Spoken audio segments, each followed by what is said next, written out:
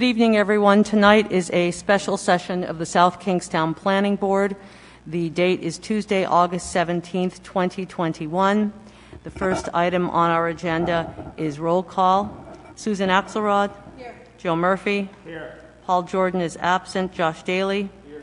Peter DiStefano is absent. Robin Pothier. Here. And Maria Mack is here. Our next agenda item is the consent agenda. This consists of development plan review advisory to zoning on a roll LLC. If there are any additions or comments, please state them now. Otherwise, I'd entertain a motion to approve.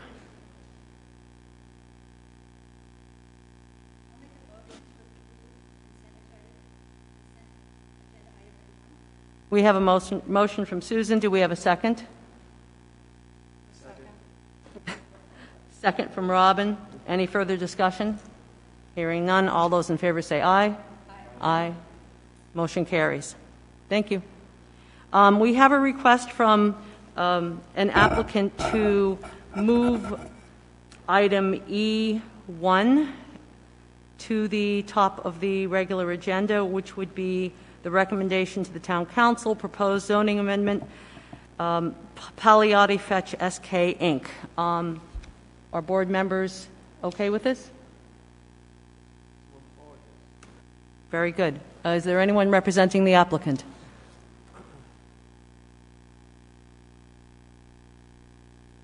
Hello, members of the board, Madam Chairperson, James Callahan on behalf of Fetch SK.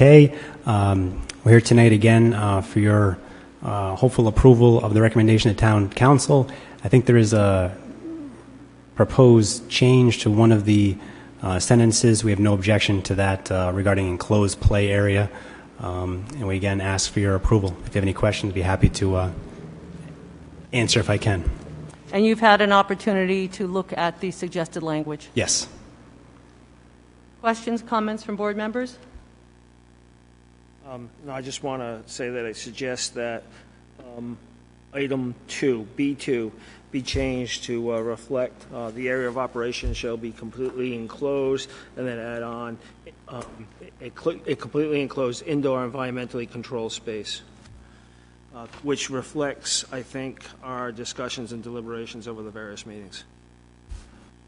So this would be on the first page of Exhibit 1 under B2. Has everyone got that?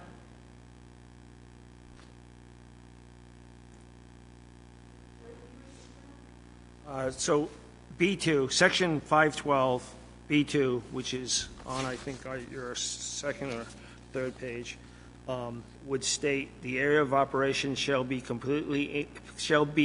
in a completely enclosed indoor environmentally controlled space, meaning that this has to be inside and it has to be environmental controls that's reflected in the other conditions. Yes. Sure. Madam Chair, just suggestion from staff on that language that the enclosed space shall be located within a building/structure and shall be environmentally conditioned. Parentheses HVAC. Joe, are you happy with that? Absolutely. I just have to interject because I am not sure what environmentally controlled means. Environmental control usually means temperature, humidity. Okay. Essentially temperature. As long as there's an understanding, for the building professionals, good. I'm satisfied with that. Madam Chair, for clarity, HVAC is heating, ventilation, and conditioned areas. Thank you. Any other comments, questions?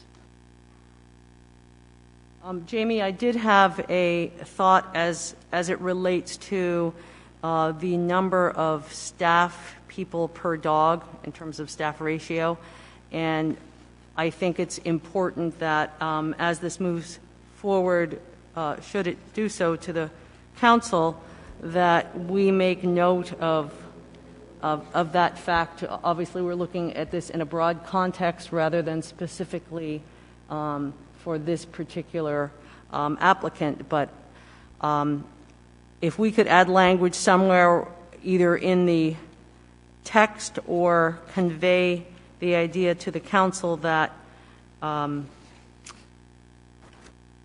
number of staff people per dog, I think one person for 10 dogs is a little short.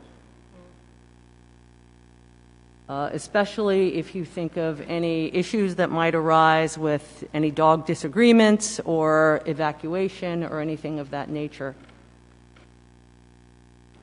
Possibly 2 people for the first 10 to 15, and then maybe a ratio of 1 to 10 beyond that. Something like that. Some type of backup. Yep.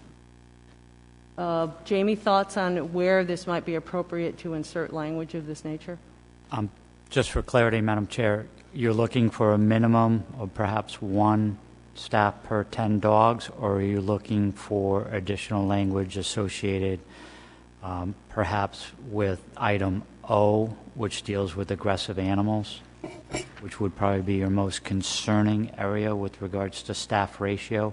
I want to say if you had 15 friendly dogs, not an issue. If you have one probably somewhat potentially subjective. aggressive, and you could define aggressive in a different manner of ways, but that potentially could be dealt with in Section O. Under the requirement, they have to submit a plan for aggressive animals. You could potentially insert language that the Robin had a suggestion of 2 for the first 10 to 15 dogs. And the applicant did state that the dogs would be interviewed, and so it's to assume that there's no identifiable aggressive dogs. That doesn't mean that something might go amiss. Any dog can have a bad day.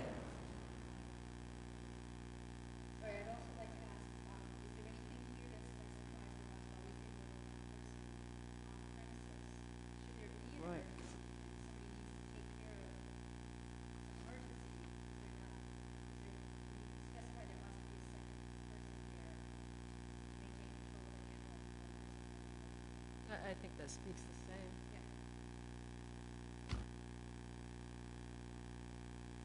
same. Again, Madam Chair, you could add item 13 that requires the facility to maintain a staffing level of no less than 2 at all times. Does that satisfy? I think, well, I'm not necessarily in agreement with that. I think that the applicant had expressed some guidelines which said that 1 person per 10 to 15 dogs. I think we're holding it down to 10, which is on the lower side. But I think this is going to be a significant part of their making this financially feasible. A significant portion of their expense is going to be this labor. And to just double it, I'm not necessarily in agreement with. I do think that I pushed really hard during the deliberations to make sure that they have standard operating procedures for a whole host of events. And one of the reasons why I did that is because there was only 1 person. So, again, I could see cases where 2 would be appropriate, but not necessarily as a minimum requirement. It may make this service not feasible. So. Well, I think although Jamie mentioned aggressive dogs, and anyone who's ever tried to break up a dog disagreement knows it can be somewhat challenging, but also thinking about evacuation and The dog Sir- gets loose on the way into the door. Madam Chair, given there's a few differing opinions potentially, this is a special use proposed facility. So again, we had language with regards to aggressive animals that plan include minimum staffing levels, procedures for separation, isolation, containment of an aggressive animal, and procedures for removal of an animal from the facility. That simply could be changed to when the applicant submits a plan for this type of facility, their plan needs to include the staffing levels as well as the size of the facility.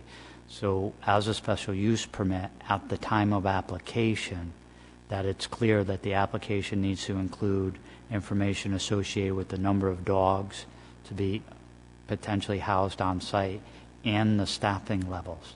And some manners, to Mr. Murphy's point, as well as yours and others, that that may be subject to the nature of the facility and the types of animals they're going to have on this facility, versus saying there should be 2 people on site at all times, with a regulatory aspect of 2 people on site at all times. If it was 5 o'clock and there was only 1 dog left, your regulations would still require 2 people for the 1 dog left that hasn't been picked up for the day.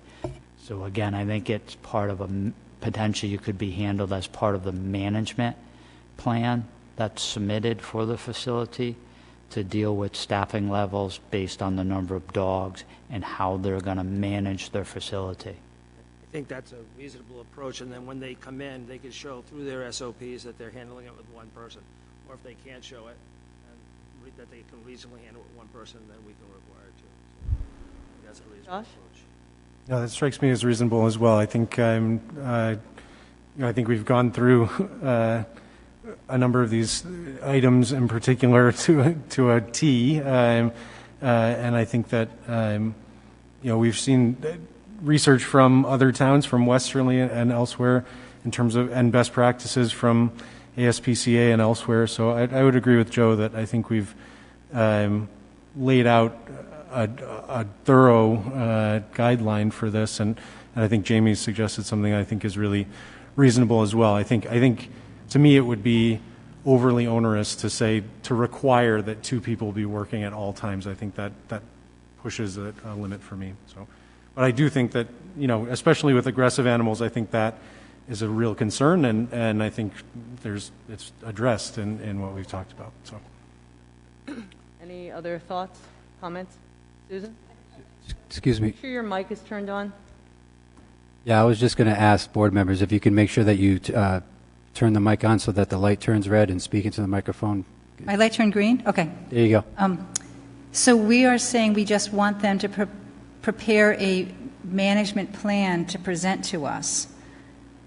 Is there not a standard that we can enforce? So if their management plan is 100 dogs, can we not say, well, you really need to have a certain ratio? Like, if we don't have a standard, how could we then go back and say that what they're proposing isn't appropriate if we don't have any kind of standard? You know what I mean? I understand. Perhaps, is there some place that might be appropriate to have language that says something like assessment of staff, dog ratio shall be evaluated on a case-by-case? The problem with this is, you correct me if I'm wrong, Attorney Callahan, but I don't think there are state standards on this, so right. I'm not sure. I'm not a dog owner. I don't have the expertise to know what's appropriate, and I'm not sure the building official or anyone on the zoning board would either. So that's the problem we have here. You could, include language to the effect that, staffing levels shall be maintained consistent with industry standard, but even that is kind of squishy. So the choice is to either the board can pick a number and pick a standard and establish it itself, or leave it up to the applicant, the zoning board at the time of each individual application, and I would say the market also. I think Ms. Goins is correct. I didn't see any regulation for kennels, how many people have to be on site for a kennel, that kind of place, or any facility. And also, I've never seen a planning board direct how many employees have to be in any particular site, whether it's a restaurant, a roller skating rink, a climbing wall. So, but that's just a different story altogether. I think that Mr. Murphy's suggestions make sense. Madam Chair, I think on the operational side would be the pertinent place to have something like this, because again, you could have an indoor facility that has a management plan where they're, in essence, have indoor runs. Each dog is independent of every other dog. They're in those runs. Their management policy is to only have 2 dogs out at one time, or 1 dog in an exercise area at one time, which potentially could be handled by 1 employee. But if, to your point, if it's playtime and there's 20 dogs released in an exercise area, you may react differently to that and require 2 people on site, but their management plan may already accommodate that.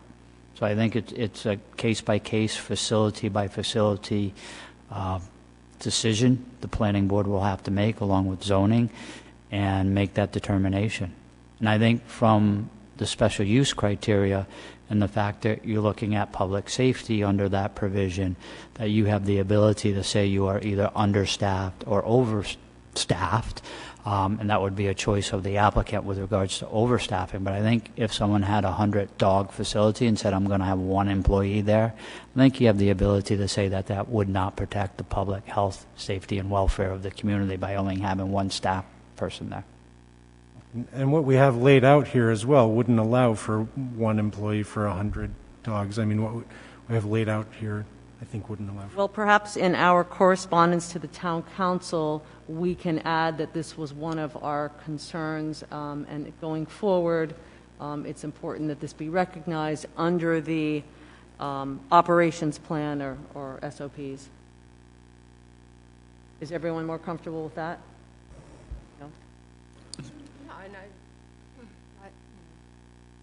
You're on. Oh, red. And I don't know if the town is responsible for a catastrophe that happens because we approved the use.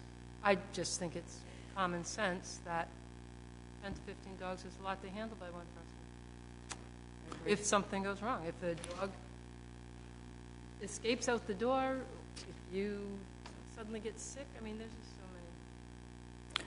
So, Madam Chair, listening to the discussion at the planning board level, our recommendation would be under item number O, which states a written plan for aggressive animals, that we modify that language to say a written plan for the oversight of animals housed within the facilities, which shall include but not be limited to a plan to handle aggressive animals and general staffing levels associated with the operations of the facility based on the number of dogs intended to be housed at the facility. Did everyone get the entirety of that? Yes, and aggressive dogs might not be the problem, right? Right, it could be evacuation due to a fire and...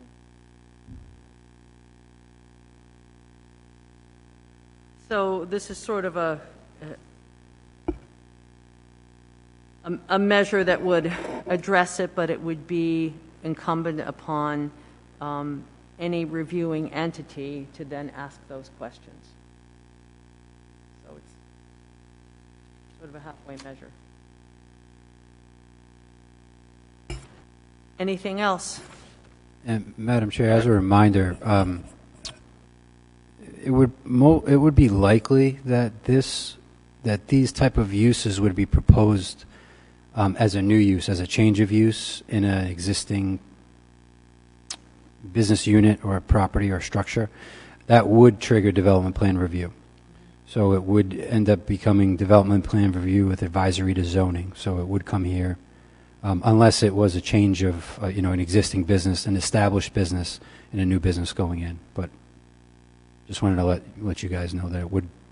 So everyone understands that. So if it was development plan review, it would come before this board first, and then we would be advisory to the zoning board, which would then review it regardless because it's a special use permit.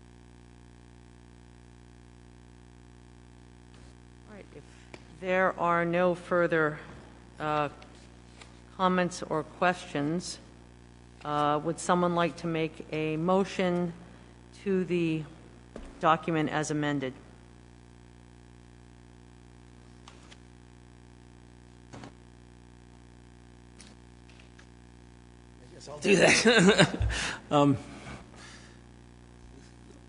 Amy, as I read this motion, do I need to read this whole page, or is it really just the first two sentences? And You don't need to read the entire thing into the record. okay. The South Kingston Planning Board hereby recommends that the Town Council enact revisions of the South Kingston zoning ordinance detailed in Exhibit 1 attached hereto, which includes the findings of facts and the finding of fact consistency with purposes of zoning, as well as the Section 5.12, the pet daycare facility, as amended discussion on the indoor space. Reference both findings of fact. I did. And Exhibit 1? Exhibit 1, which is Section 5.12, the pet daycare center, as amended by our discussions tonight on B2. Very good. We have a motion from Joe. Do we have a second? Second from Susan. Is there further discussion? Hearing none. All those in favor say aye. Aye. Motion carries. Madam Chair, just for clarification, Joe, were you intending on leaving out the proposed language that Jamie had provided in regards to O? No, I Right. intended that. As amended, I think he was right. As amended? Okay, thank you. Thank you. Good luck. Oh, thank you very much for your time tonight and the previous nights, and for moving us up on the agenda. We appreciate it. So, have a good night. Thank you.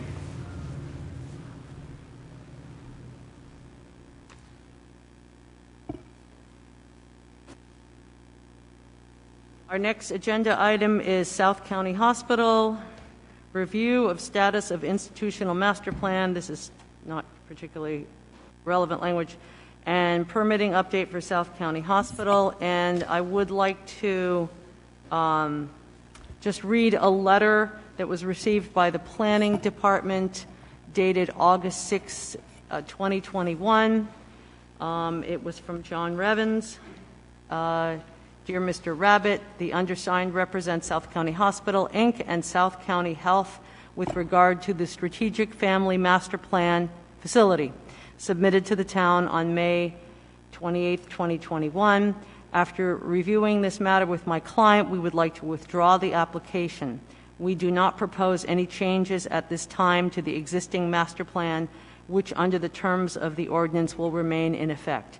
We are proposing a reconfiguration of the west entrance, which will not increase the size of the existing building, and we would ask that the building official issue a building permit for the west entrance improvements.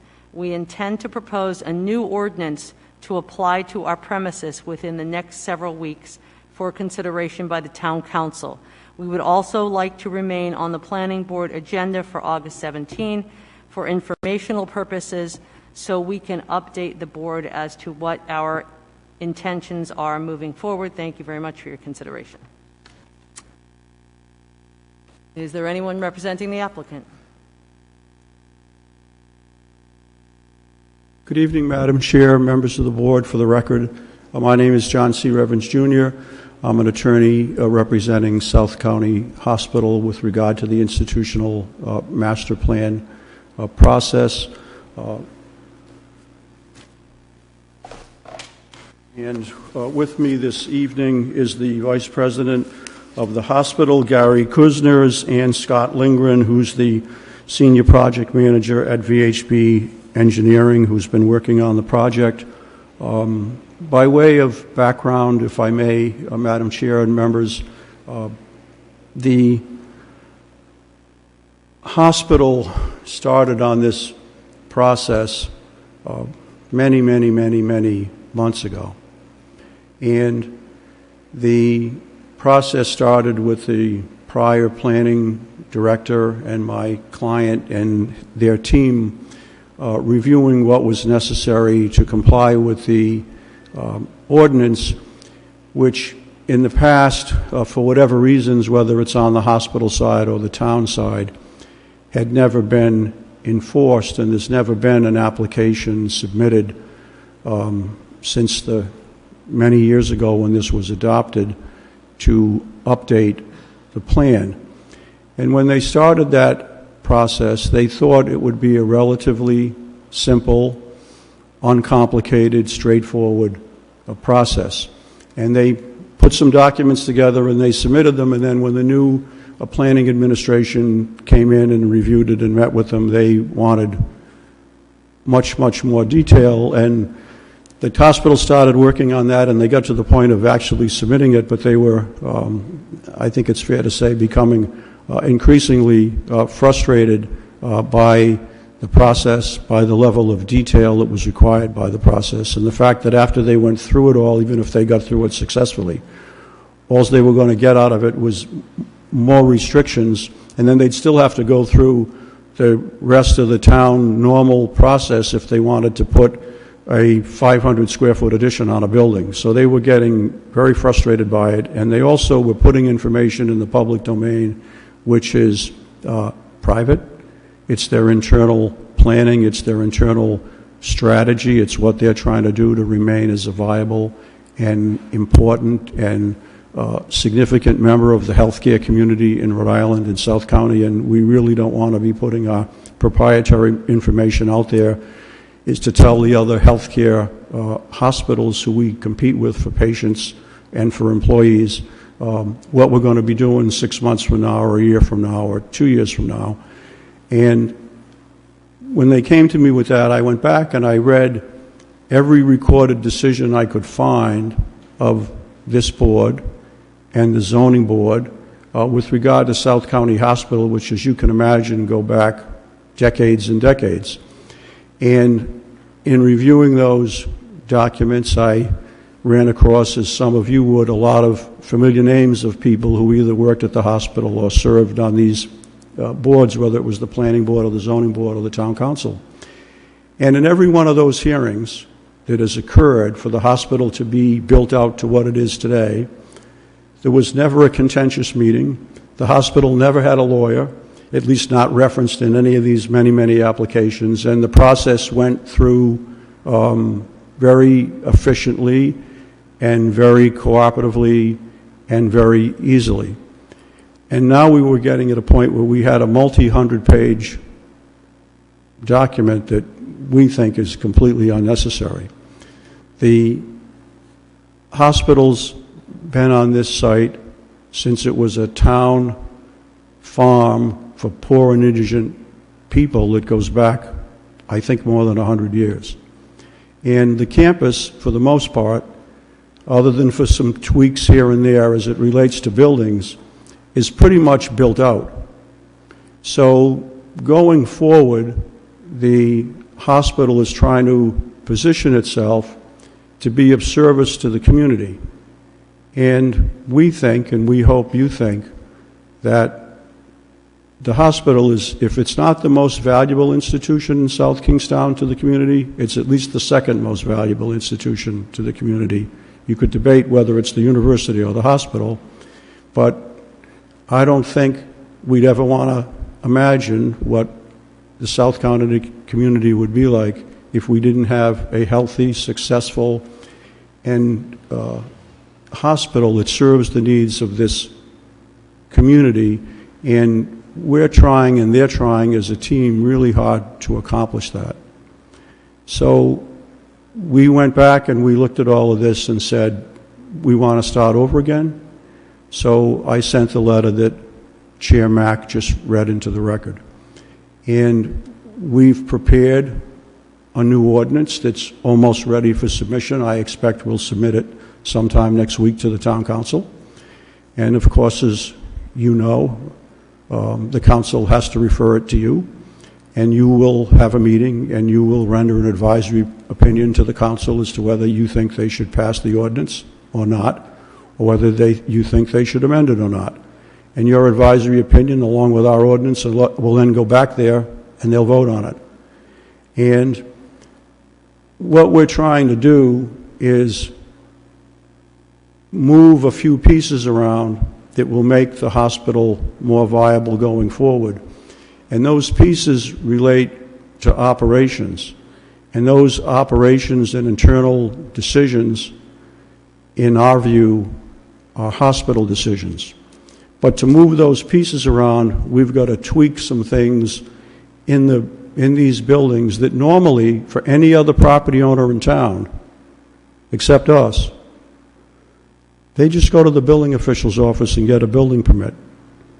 And if the requested construction required some relief from dimensions, from setback, from height, or anything else, they'd go to the zoning board. So, for some reason, when they wrote this ordinance a long time ago, and I couldn't find any information about the history of that, but I couldn't find any information where the hospital actually participated cooperatively with the town in developing that ordinance.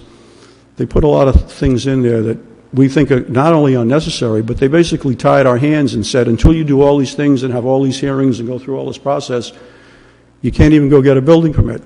So just to give you a little overview of what the hospital's trying to do, and then we'll come back when we get this ordinance filed and have a discussion, and you'll make your recommendation to the town council about whether to pass this new ordinance that we're going to propose.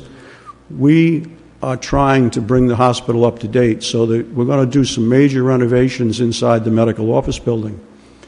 They're all internal renovations, no different than if you took an office building in town or a retail building in town or anything else and you wanted to just tear up the inside and redo it.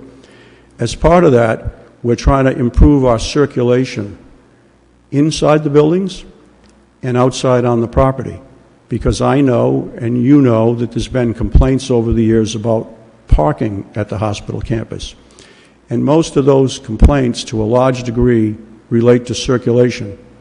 Because if people don't know where to find the parking spaces, they spend all the time riding around in the front at the east entrance looking for parking when there's 20 or 30 spaces empty on the west side. But the west side is the back of the house, and no one goes over there to park except people who know it well, and it's never been an entrance for patients. So where they're trying to start, to show you how uncomplicated this is they want to redesign the west entrance and build it. And we've had a building permit and the plans in for at least 2 months, and they haven't even got a response to that request for a building permit. And all that's going to do is two things. It's going to beautify and clean up the entrance. It's going to demo the wooden structure that looks like somebody stuck it on the side of the building 30 years ago, and make it a welcoming entrance that people would want to walk into. And we're going to make it at the end of this shuffling around of the chairs on the ship. That's going to become the employee entrance for all the employees. So that's going to make the west parking lot a desirable place for them to park. And that entrance has no expansion of the footprint of the building. When that west entrance is completed, they're going to start demolishing some of the internal offices in the medical office building and rebuilding them, which means those places are going to be empty. There's going to be nobody there. There's going to be nobody working there. There's going to be no patients there. And as part of that, they're going to build a 2,500 square foot linear structure on the second level to connect the medical office building to the hospital. So when they move patients from one place to the other, they can do it safely, they can do it securely, they can do it in a sanitary way, they can do it in a simple way, and nobody's going outside, upstairs, downstairs, or anything else. And that 2,500 square foot linear structure is going to be 70% hallway and maybe 25 or 30% occupied space. And then they're going to redo the front entrance, redo some signage, redo directional signs and arrows and things in the parking spaces, so people will find it easier, who are patients, to navigate the parking and find places to park. And that's all they're trying to do construction-wise, and that construction will reconfigure and change some of the services that are being offered at the hospital now. And all of you know how successful the hospital has been in the last 10 years in growing their orthopedical surgical practice to a point where people from out the state are coming to South County Hospital for orthopedic procedures. And they're going to duplicate that effort in 2 or 3 other areas so that you and I and everybody else who lives in South County has a viable hospital that can survive. And just to remind you, or to inform you if some of you haven't been here a long time, like I have and the chair has, Rhode Island's lost a lot of hospitals. We lost Woonsocket Hospital. We lost Cranston Osteopathic Hospital. We lost Pawtucket Memorial Hospital. We lost St. Joseph's Hospital on Broad Street. It's very, very hard for community hospitals to survive. And we have a nonprofit community hospital here that we should all be proud of, and we should all hopefully work together to make sure that it's still here in 10 years, 20 years, and 50 years. So those are the tweaks that are going to happen in a broad sense, and they're very minor. And then down the road, if the approvals are in place from the governments which are outside of your and our control to acquire the land that abuts the hospital where the ball field is, then they'll be back here with a parking plan to have additional parking on that space, and all of that parking plan, if it's approved, will be accessed from inside the hospital campus. There'll be no access from the existing streets where now people can come into that area and park and participate in recreational activities. All the access to that will be internal to the hospital, so that'll create some extra parking. But there's no big blow-up of this campus for another 50 or 20 or 60,000 square feet of space. There's these little modest tweaks, and they have to go in a sequence. And we've been waiting. They have nothing to do with you because we haven't even been here, but through this process, which is a process that makes, in my view, absolutely no sense and puts more restrictions on the hospital, as I said, than to any other business in town if they wanted to change their entrance or change a hallway or make a small addition to their property. So we're trying to find a way to stop all this and start all over again, get a clean ordinance passed that's user-friendly to the hospital, and then move forward with a master plan with those handful of tweaks in it. Did I leave anything out, Gary?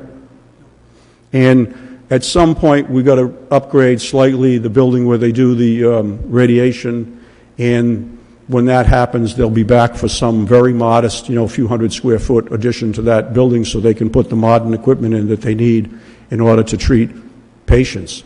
But we need to make this a viable hospital and continue to make it a viable hospital, and we need to work together to do that expeditiously before we get beat out by one of our healthcare partners in another part of the state. So we apologize for going so far down the road and then pulling this out, but they were doing this on their own. You can blame me for saying pull the plug on it, but I've taken the time to consult with them and consult with others and read similar ordinances about this kind of IMP, and we'll have a more user-friendly ordinance so that if the hospital wanted a year from now to change something and make some small tweak to a building, they can do it without having to go through a master plan process, a zoning process, or anything else, just like everybody else in town can. So I hope that gives you a summary, and we'd be happy to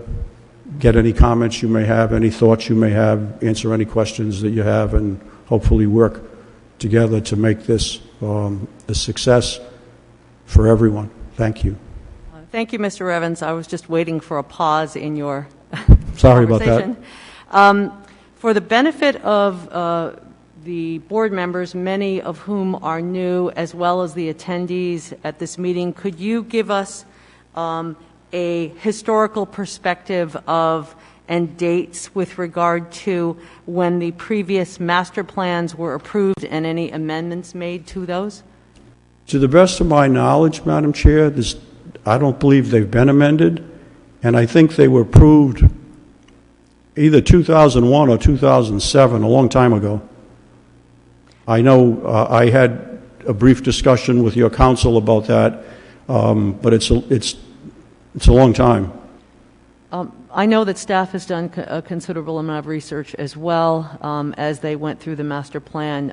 Could you give us some information with regard to that so that everyone understands how we got to where we are and the past?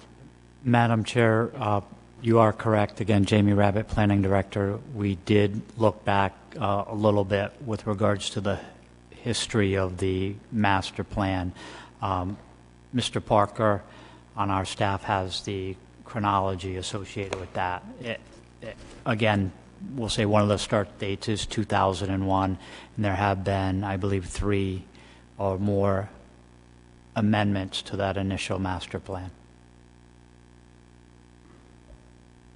Yeah, I can run through them really quick. It's in 1997, the planning board approved a master plan,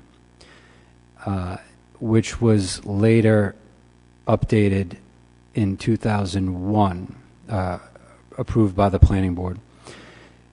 Prior to the approval of the 2000, it's a very bit of a convoluted history with the way that we have things filed, so it's been very difficult for us to kind of break everything down. Right immediately before the 2001 master plan, there was a minor change to the 1997 plan for the installation of perimeter landscaping and expansion of parking lot areas. I believe it was associated with the Bacon House parking lot and the Northwest employee parking lot.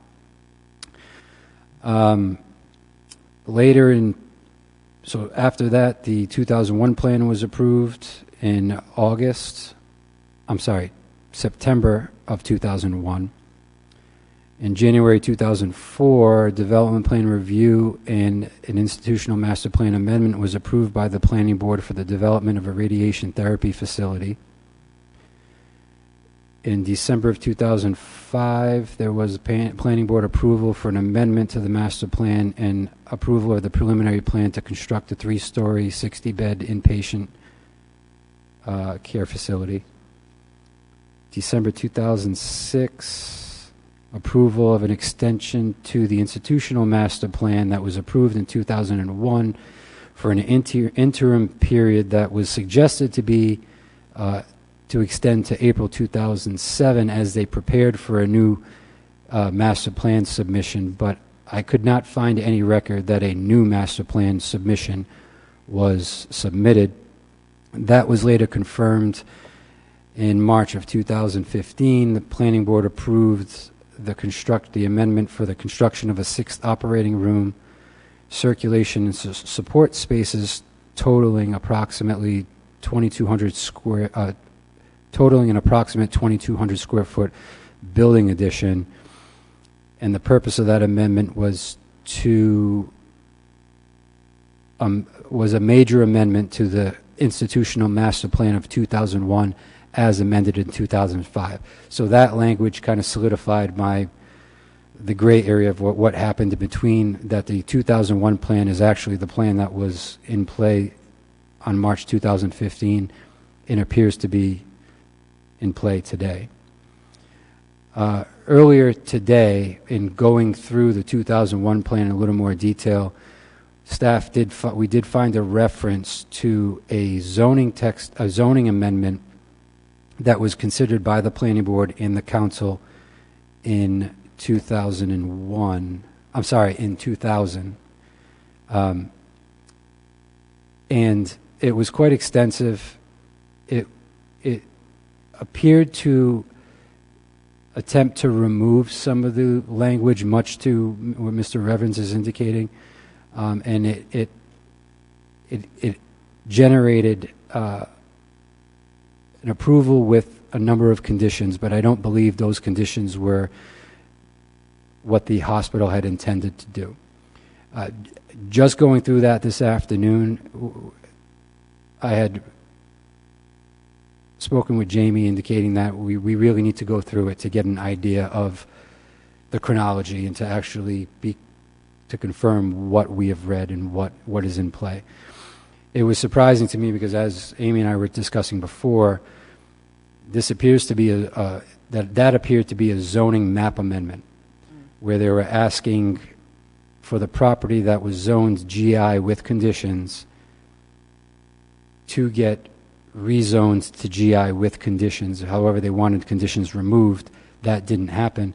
And that amendment didn't make it into the Appendix B of our zoning ordinance, which outlines specific ordinance restrictions that apply to individual properties.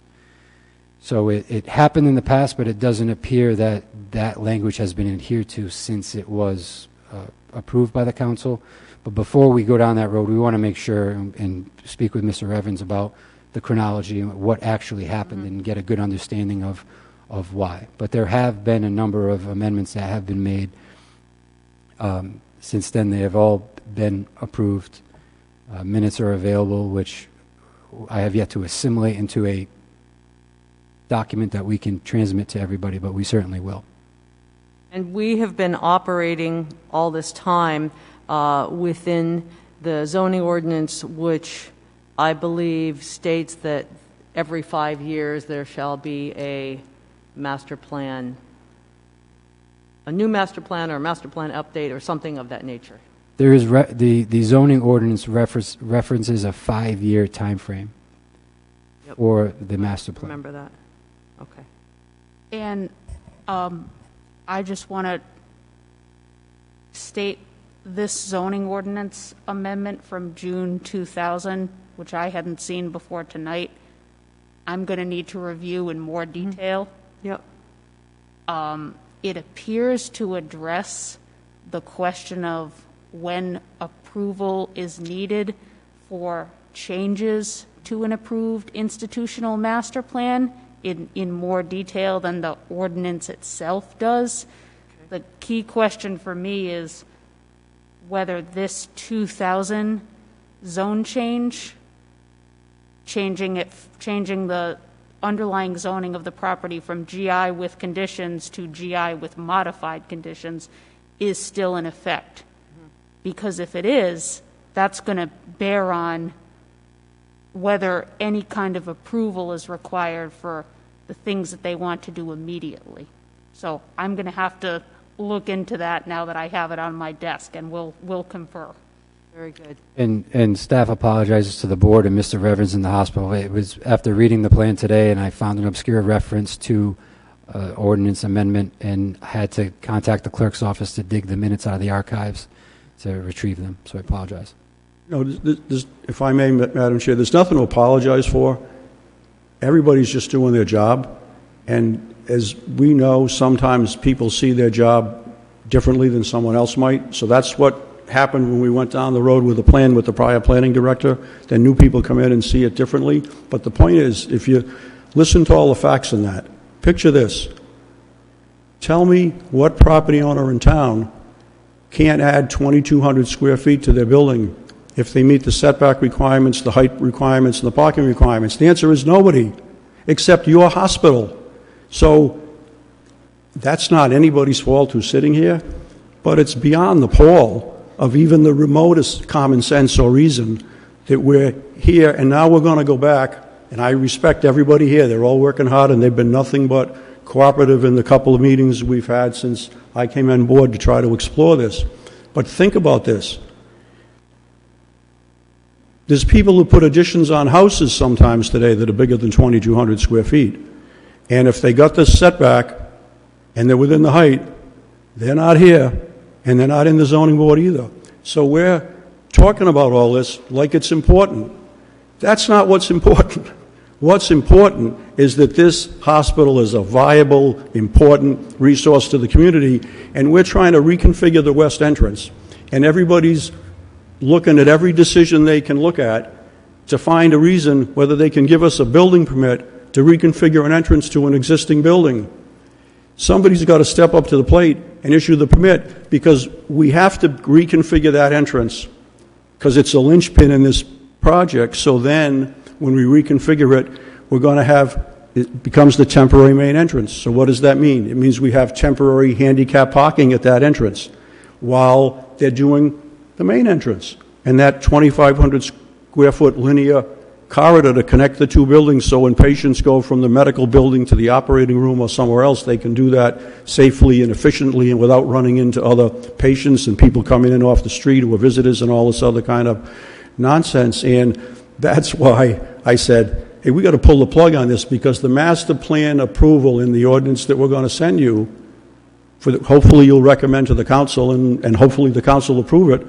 We don't need a master plan amendment to redo a front entrance. We don't need a master plan amendment to add a couple of thousand square feet to connect two buildings, because this is crazy. You know what? It's time consuming. It's a burden on you. It's a burden on the staff. And we shouldn't be in this. This should be a lot simpler. And we're lucky that we've got a good hospital here. And we're lucky that in the last 10 or 15 years, when a lot of hospitals have struggled, and really struggled in a lot of ways. South County's doing great, but they need everybody's help to continue to do great, and the winter's coming.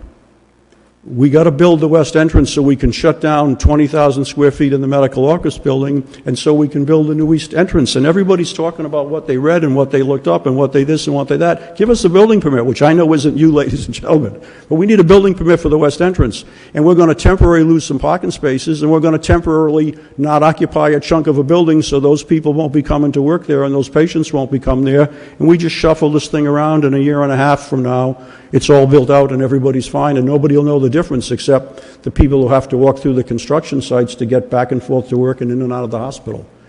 And if we spend another months and months and months, which is why I didn't want to come here and start nitpicking through hundreds of pages of documents and everybody wanting to give their view about what should be done in the hospital, because we got to trust the hospital administrators in a nonprofit hospital to run it well.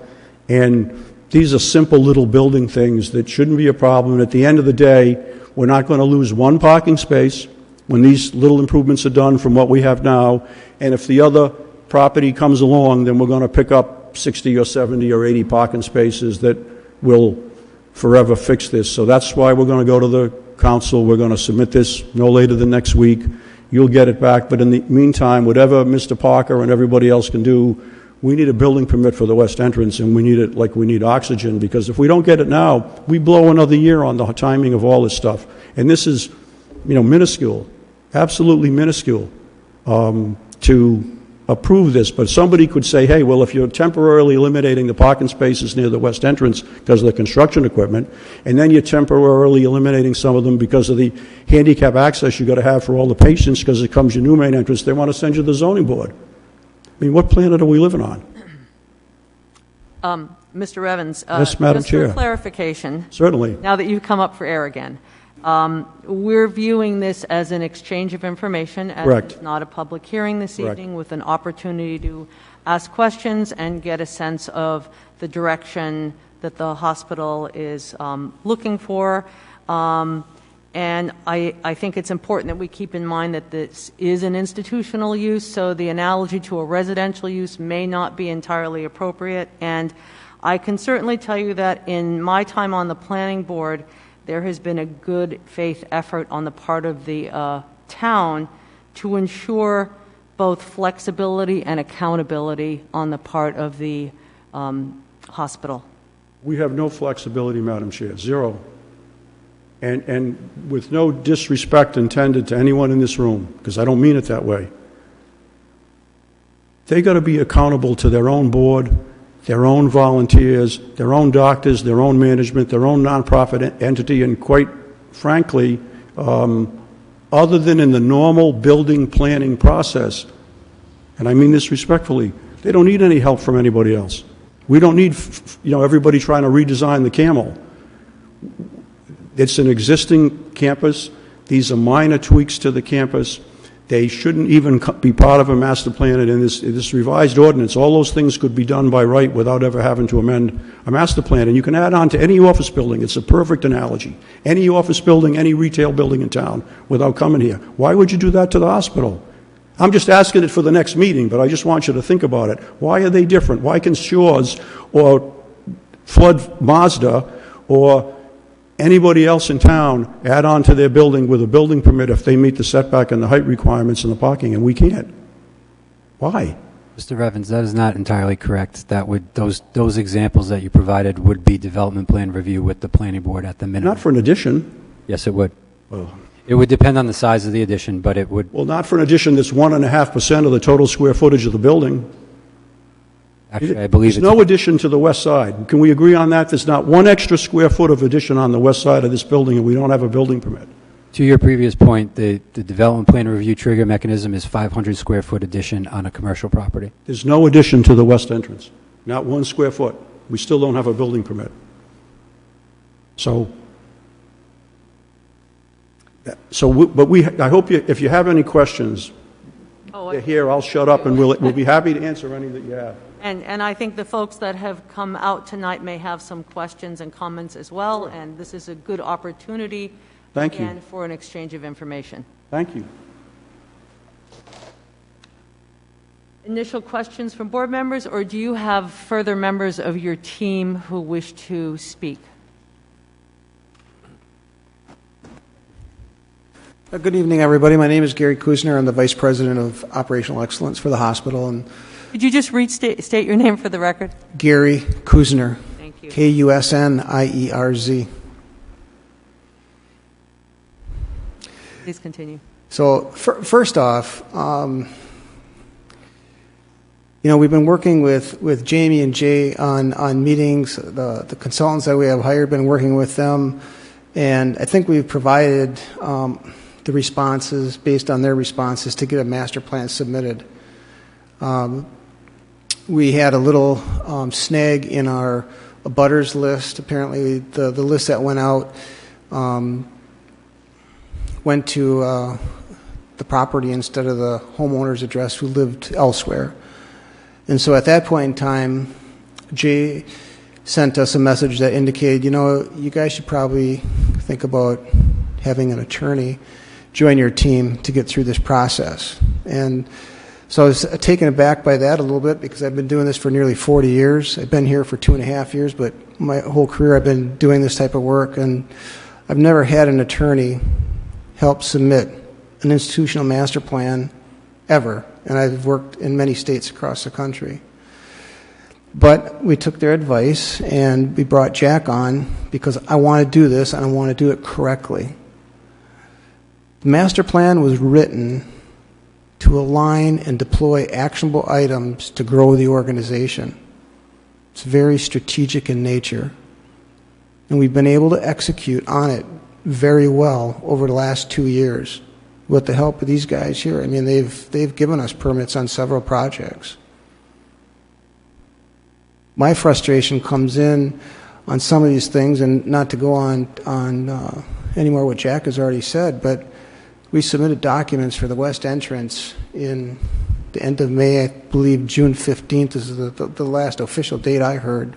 So that's nearly 2 months. And I understand at that time, in order to get a permit, it was based on having an institutional master plan approved. And so when Jack came on board and started explaining some of the things to me and meeting with the staff, it was like, do you want to submit your master plan or have public review and questions on it based on a 500-page document on an ordinance that perhaps is not as relevant as it should be, and it was written many, many years ago? I'm 63 years old. I don't want the next person to have to go through this again. So my comment to him was, let's work with the team, let's work with Amy and create an ordinance. And we took that upon ourselves. The draft has already been completed. We just met here about a week or so ago, and Jack indicated that ordinance will be submitted here within the next week. I want to help make change for the good. And so the next people that are sitting in my chair have an easier process to go through. And as I have indicated to the staff in the past, I'll do whatever it takes to go through a process to approve, to make it right. I just need to understand the process. And I don't right now. There's just a lot of moving parts. So the other thing I told them last week when I met, and I mean this with all sincerity, is the hospital is here for a reason, and that's to take care of people. And we do it quite well. We're one of only 18 hospitals in the country to have a double 5-star rating for quality and service. We have an orthopedics program that most large institutions in this country would die to have. So we've done a lot of really good work over there in the last couple of years. We just need to do a lot more in the next 2 years to get us to where we need to be. And it hinges a lot on the work that we can all do together. But at the end of the day, the hospital is here to take care of patients and serve the community. And right now I feel like there's maybe a little bit of a barrier in order for us to achieve that. And I don't mean that with any disrespect. Again, I just want to know the process to follow. We'll follow it, and we will have a good outcome. So we're going to continue the process. submit the ordinance, go through that process. Really want to have that good exchange back and forth to make it a good ordinance for the community. We'll follow it. We'll resubmit the master plan. We'll hold neighborhood meetings. We'll do whatever it takes to communicate what we have to get done. This is really, really good work that we're doing here, some of the best in the country. And I just want to get over the hump here with the few legalities of the master plan and specifically this west entrance. He's not kidding. If we miss the dates here with the winter coming up, we miss a year if we don't get this west entrance going, and that's not acceptable with how we want to grow the organization. So anything you guys can do to help us, appreciate it.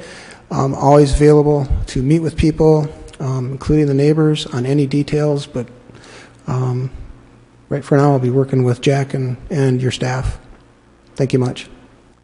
Thank you.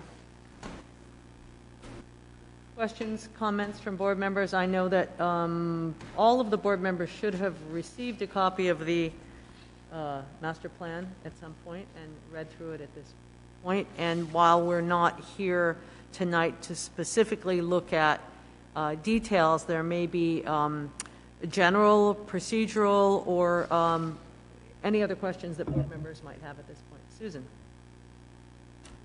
Hi, so I would just like to ask for clarification, because whatever text amendment you're talking about is something I haven't seen. Can you explain, or can someone explain exactly how, like, mechanically this will change? Yeah, and let me clarify, I hadn't seen it before 7:15, 7 o'clock, so, okay.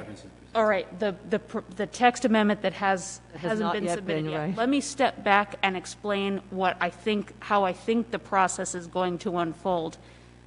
Thank you, Amy. I can't even comment on, I don't even know what I'm looking at. So Within the next week or so, I believe the applicant intends to submit an application for a zoning ordinance amendment, which will propose to change the existing IMP regulation that applies to South County Hospital.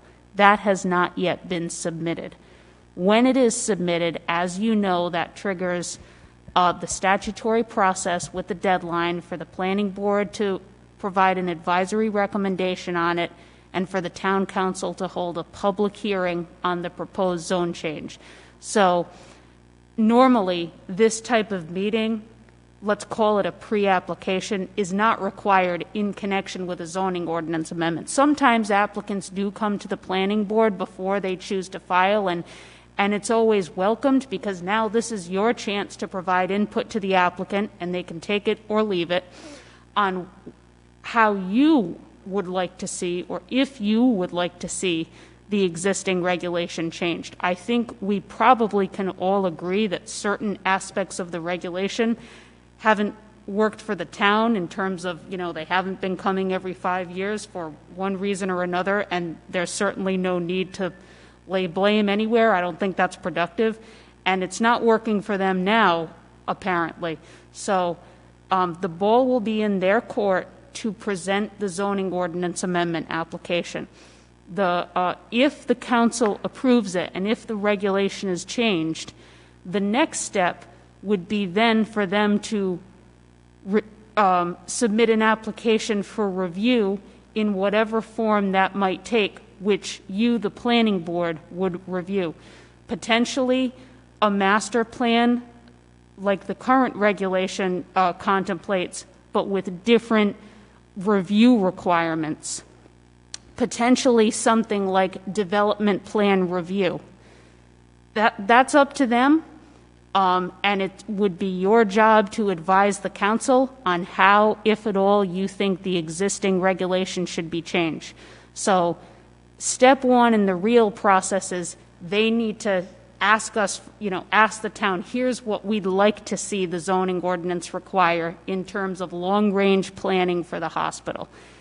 The council will have to act on it, working on your recommendation. A public hearing would be held, and then they, again, assuming approval, they would be formally coming before you with the application. So now is your chance, I think, to take a look at the existing regulation and with staff's input, see what's working, what hasn't been working. We do need to do some research on, in fact, if any town council zoning conditions are in effect. But that's kind of the process.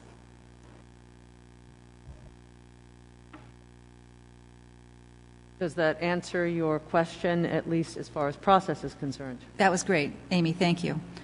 So we will be looking at whether or not we're changing the ordinance. Is that ordinance change to remove the power of the planning board? I agree, frankly. I don't care one hoot if you make maternity bigger and orthopedic smaller. Sorry, I don't care. But I do care if you are attempting to take a town park and pave it for your parking lot. Then I do care. And I want to, I guess, be able to retain the ability to plan our town's evolution.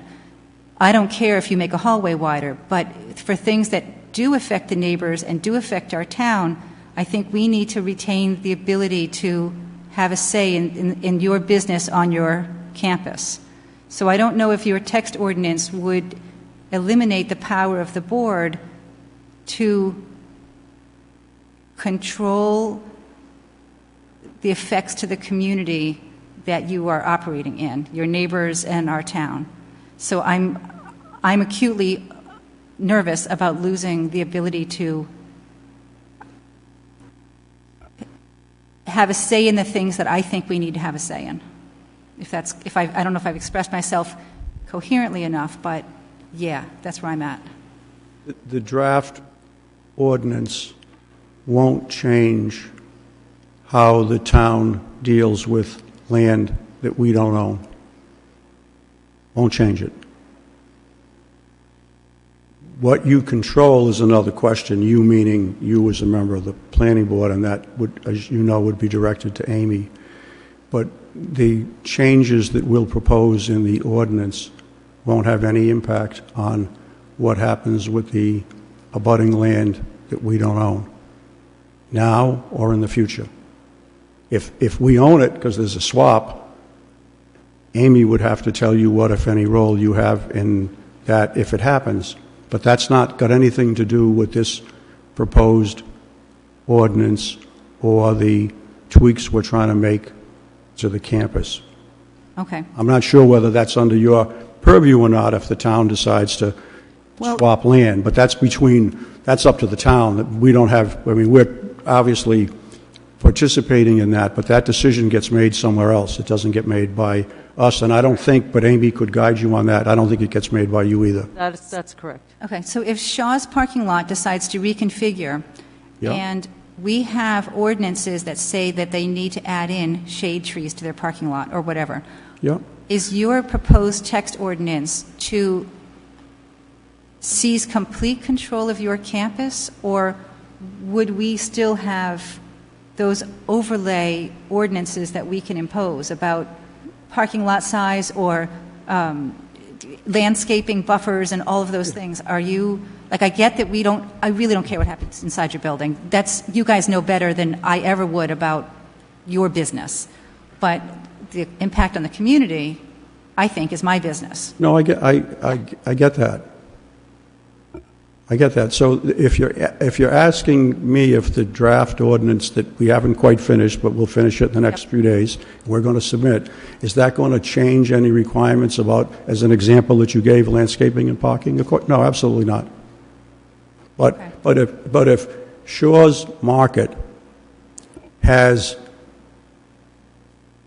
350 parking spaces, and the ordinance requires 320, and they propose some addition to their building that's going to mean that they're going to need 20 more parking spaces, which they already have. And if they have the proper landscaping around that addition, They don't have to go through an institutional master plan process to get a permit to do that work, and they may have to come here for development plan review. Every town, and as you know, there are 39 of them, does that differently. In a lot of communities, smaller infill kind of projects like that one we were just hypothesizing about don't always go to the planning board. In some places they do. But it's simple. It's one meeting, and it's one building permit, and you're done. So we're trying to design this in a way that for all of the smaller, more simple kind of things like connecting the two buildings with a hallway or redoing the entrances, we don't come here for that in terms of institutional master plan modifications. So we're going to simplify this institutional master plan process if the council sees fit to pass it. And if we were submitting an institutional master plan in compliance with that revised ordinance, it won't be 500 pages long. And this is a built-out campus, more or less, as you know, so that the activity is occurring, in the bounds of the campus, and we're simply saying that if we didn't have this institutional master planning ordinance at all, and we needed approval for the west entrance and it needed development plan review, we would have submitted it 5 or 6 weeks later, 7 weeks, we would have been here. We would have been one night for a half hour or 2 hours or 3 hours, and you would have said yes, and then they would have submitted a plan and had a building permit and be off and running and doing it. And this process is really very, very restrictive and very, just way, way too much for what, as you said, what you feel and what the town would rightly feel are your legitimate interests.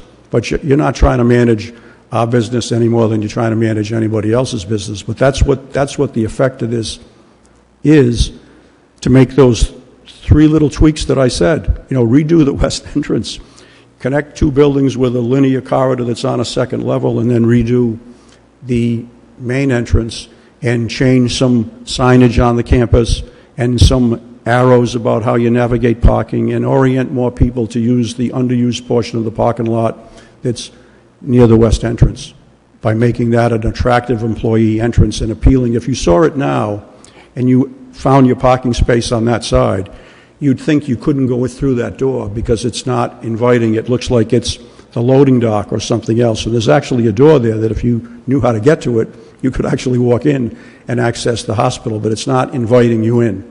So we're going to create a west entrance that invites you in, like an entrance should, like an entrance to your home or an entrance to any business. But we have to do that first in order to empty out the medical office building section and then do this hallway. And it's, I apologize if I'm getting too intense about it, but it's really, this is simple stuff. And the other issue is going to happen, whatever happens, whether that land swap ever gets done or not. If it gets done, we'll be back here with a plan to show you. If it doesn't get done, you'll never hear from us about it because we won't own it. Thank you for your explanation. Does that make sense? Yes, and okay. I'm trying to make sense, and I apologize if I don't. And I hear you. Thank you. I hear you. So thank you. Thank you. Other comments from board members? Robin? So, I've looked through the 500-page document, which you've already invested in the time, and it doesn't look like a few tweaks. It looks like a significant 500-page project. I was particularly interested in understanding more about the land swap. When I read through the document, it seemed like ultimately you needed a lot more parking spaces. That to me was the big takeaway from those 500 pages. So, I don't know why you'd think that. So I would be interested in how the land swap would be calculated, let's say. It's got nothing to do with anything. Let me back up. You've got an existing facility. We agree about that. 2, it's all permitted. We agree about that. So it exists now with all the permits it needs from the town. So the parking is already approved by the town. That's a given. Amy or the staff can address that. That's a given. So the only difference in square footage in these little tweaks to the building is 2,500 square feet, 70% or 75% of which is a hallway. So you know and I know that whatever parking ratio you use, typically you might have something like 1 per 200 square feet. So if that hallway has 700 square feet of occupied space that's office or sitting area or library or whatever it is, that's 3.5 spaces. We're not doing anything else. So You're saying you don't need any new parking spaces when this project is through? no, we don't. And the problem is, and I know it's hard to people to believe, there's parking that's not convenient, and people don't even, some people, like all of the seasonal people, who might have occasion to go to the hospital, don't even know where the parking on the west side is, and we don't have an entrance that's really designed to be used by lots of people.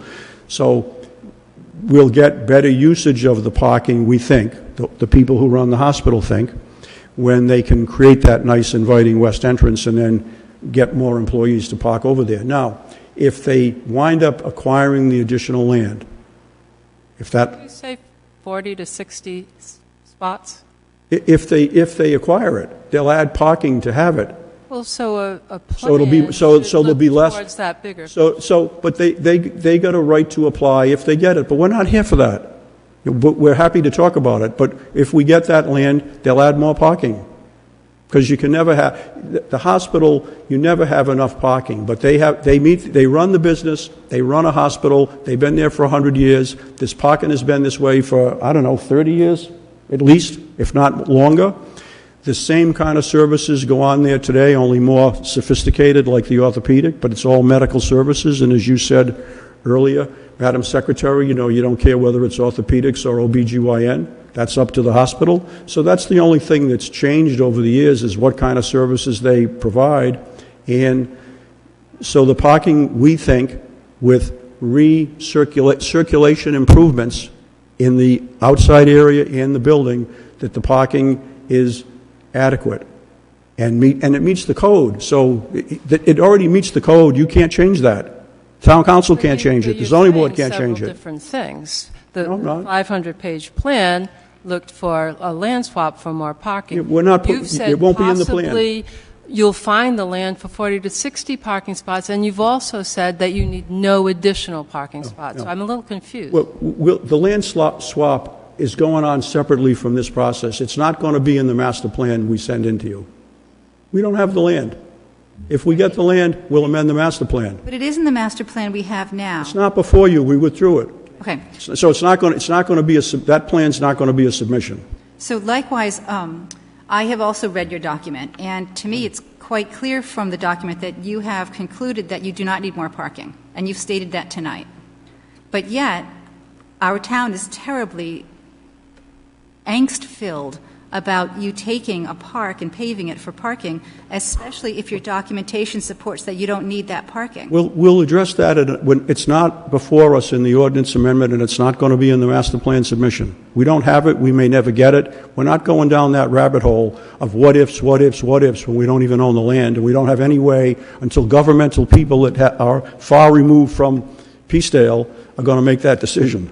But why would you apply or even propose to our town council a land swap to gain parking which you don't need? Like, how did that come about that our town council, you must have told them you needed the parking? I didn't tell them anything. I've only been here for a month on this project. So, but someone told them that we needed it. Well, everybody has different opinions about land swaps. The council make that decision. Whatever they make of a decision, all of us will have to live with. You ladies and gentlemen on the planning board and the hospital, they'll make that decision. That's not a decision here about whether. But I don't think they cooked up that idea themselves. Well, I don't know. I'm sure they cooked it up with the hospital, but this is the plan for the next 3 years or the next 5 years. If you own an institution and there's vacant land available that you can get, whatever the institution is, you're going to acquire the vacant land if you can, because I don't know what's going to happen in 3 years or 6 years or 20 years. So you're going to acquire it. You're not going to have 5 houses built on it. And that's just common sense. That's just proper management of the institution.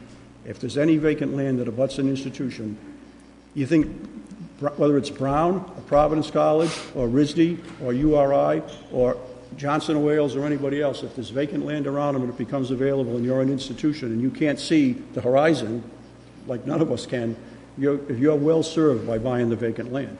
And then what they do with it will be determined later, if it's extra parking, if it's a picnic area, if whatever it is that the hospital sees fit to do. But I'm sorry. But I don't know, and we're not going to put that on the table in the plan. So when we submit a new master plan, if this ordinance passes, that's not in there, because we're not going to go down a rabbit hole about what might happen about something we don't own, we don't have a contract to buy it, we don't have a closing date, and who knows if it'll get approved by all the different agencies that have to bless that. So we could talk about that, and I don't mind talking about it, but we could talk about it for 15 minutes or 15 days, and we wouldn't be any farther at the end of the time, because we don't own it. Mr. Revens, to Susan's point, I don't feel as though her comments are invalid. Things such as parking, circulation, stormwater runoff, lighting, dust, noise, those are all elements that planning considers. You know, planning looks at big picture issues. And as I'm sure you folks do as well, you have your own particular perspective. That public administration hallmark, where you stand depends on where you sit. Totally true, as always. So I think that the board and staff and anyone involved should be commended for trying to look at this through a wider lens, think about unintended consequences, which we always must do in planning, think about big picture, think about impacts. And I know Josh had a comment, so I'll let him go next. It's a little off of this particular exchange, but I'm just trying to, there's a lot of things in the air and trying to make sense of things. So what I think for me, it makes sense to wait until this proposed ordinance is to try and discuss that. I don't think we need to try and suss out or anticipate that.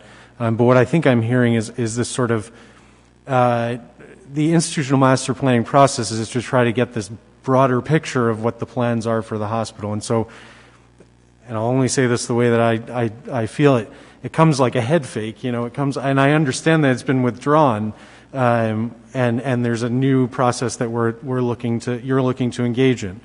So we'll engage and we'll go down that road. But I think, you know, what you're hearing from other members of the planning board is, you know, it's an abrupt turn, and it sort of catches people by surprise, and it makes it seem like, I won't, you know, question any motives or anything like that, but it does seem, you know, something was put out there. There was strong opposition or strong disagreement in the community about it, and then we say, okay, we'll change. I think, you know, we can't. We'll see what the ordinance is that you propose, and we'll see the direction that it goes. That's what we can do, I suppose. But that's sort of my take on it. Just so I don't want you to get the wrong impression. This has nothing to do with anything that was said to us in the community. Absolutely zero. This has to do with the west entrance, the Frost Connector, which is the name of the 2,500 square foot linear structure on the second level, and the east entrance. That's all. We're trying to get off the dime and try to get that moving so we don't lose a year. And if we can get a building permit for the west entrance, then that'll keep that going while we go through the process of trying to tweak the ordinance. And if we make a new master plan submission, if we're fortunate enough to get the ordinance changed, it won't be 500 pages, because we don't need all of this kind of information and detail. And the other possibility of whatever happens with the land is in somebody else's hands, and if it gets to our hands, then we'll follow the ordinance and do whatever's appropriate. But that is down the road. These other things are immediate, where we're ready to remodel the medical office building. We can't do it without getting the west entrance reconfigured. So this is like we just had to regroup and start all over again. And it has nothing to do with the other project. Absolutely nothing. And nothing to do with the comments that any neighbors might have made, which I don't know anything about. It had absolutely nothing to do with that. I understand as well as anyone. You know, I've done 1,000 of these hearings, and I was an elected official for 40 years. So there's nothing about this I don't get about neighborhood concerns. But that had nothing to do with not going forward with this master plan. Our proprietary information about what we're doing, how we're doing it, when we're doing it, what kind of care, and all these other things that are all in that plan, I want out of there, and I want a simple plan that relates to the land use issues that are defined in the town's ordinance, and stick to that. And if and when that other parcel ever becomes available, and if and when we have a proposal to do something with it, we'll come back with that. But that's not going to be, in the next 12 or 15 months. So we got to get our building tweaked and get going on that so that we can be a viable institution, and so we can move these people off the campus. You can imagine how hard it is. When we shut down part of that medical office building, we got to move all those people somewhere else. We got to get them all new office space off the campus, because some of them won't come back because other things may replace it. And that's a complicated process to do. It's not like just moving furniture. You're moving people and services and everything else. And to do that, we got to make 2 tweaks to the main building, and we're trying to find a path to get that done. Thank you. Mr. Revens, you did mention relationships, community relationships and academic relationships, and that's well known in planning circles as town-gown relationships. There are many articles and case studies that have been written relative to that, and obviously this is an institutional community relationship. And doing a little bit of research, I saw an article in a magazine called MCD Magazine, Medical Construction and Design. Obviously, it comes from a certain perspective. And although a few of their suggestions for strengthening hospital relationships with neighborhoods weren't necessarily useful, one thing did stand out, and I was very pleased that Mr.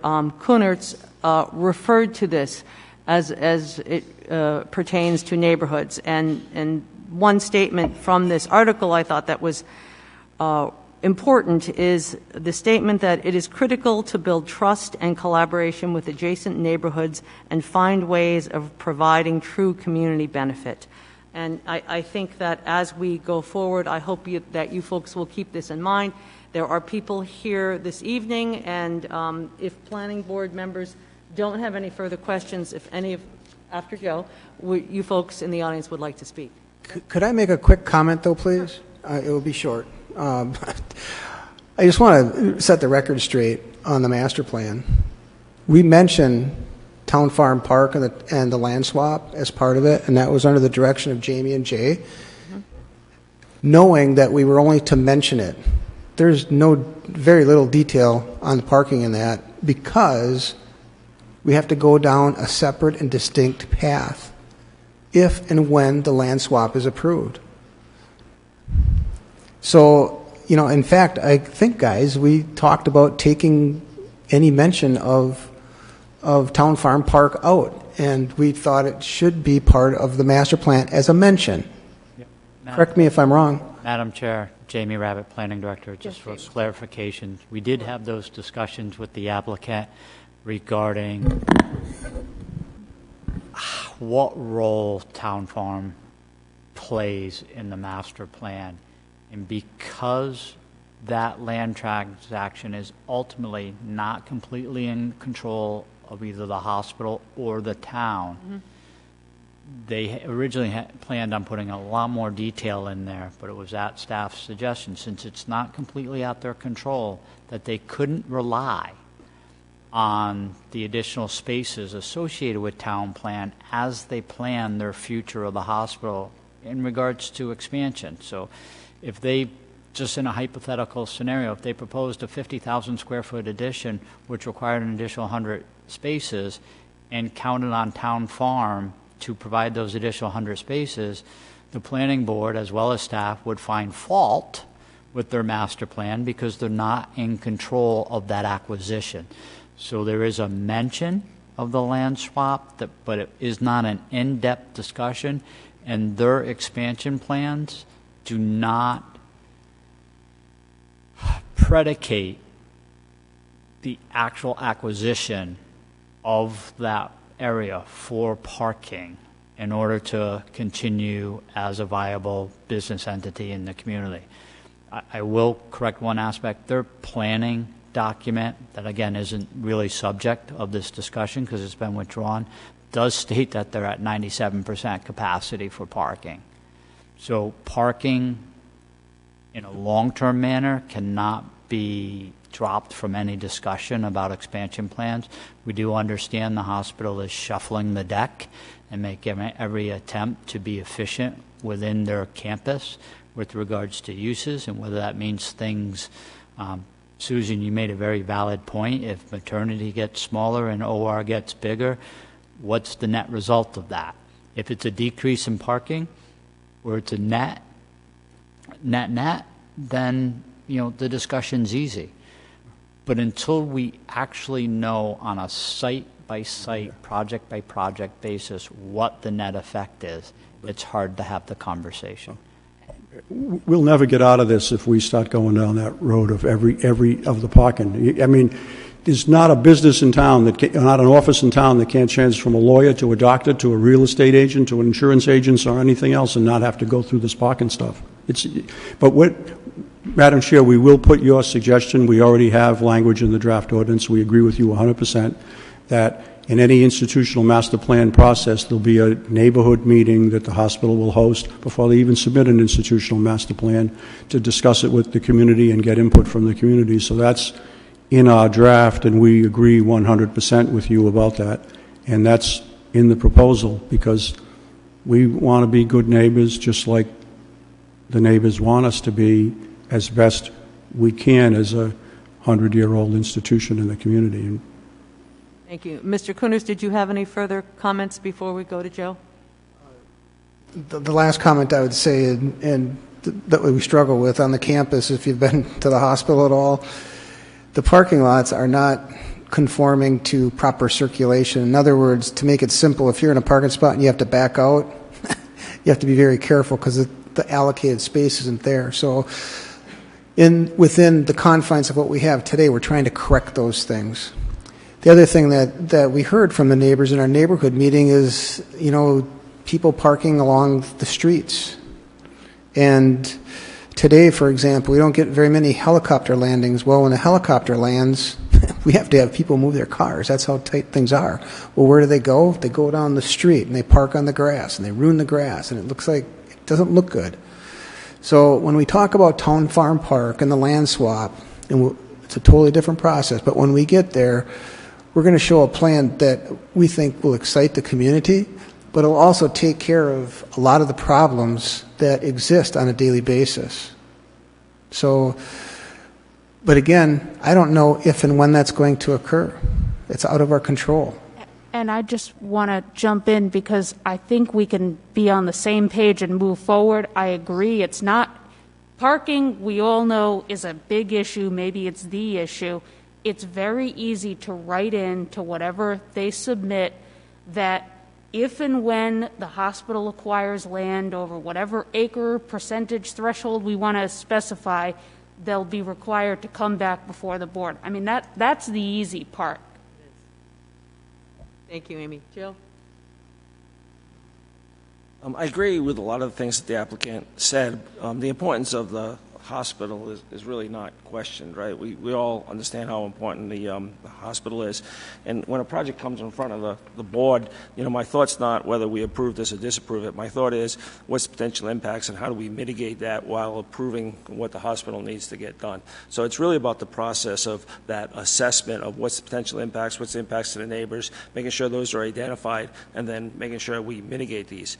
As we talked through this, my thought kept going back to NEPA, and I'm not sure how familiar you are with NEPA, National Environmental Policy Act, which requires that all federal activities review any proposed action for environmental impacts prior to taking that and trying to identify ways to mitigate that.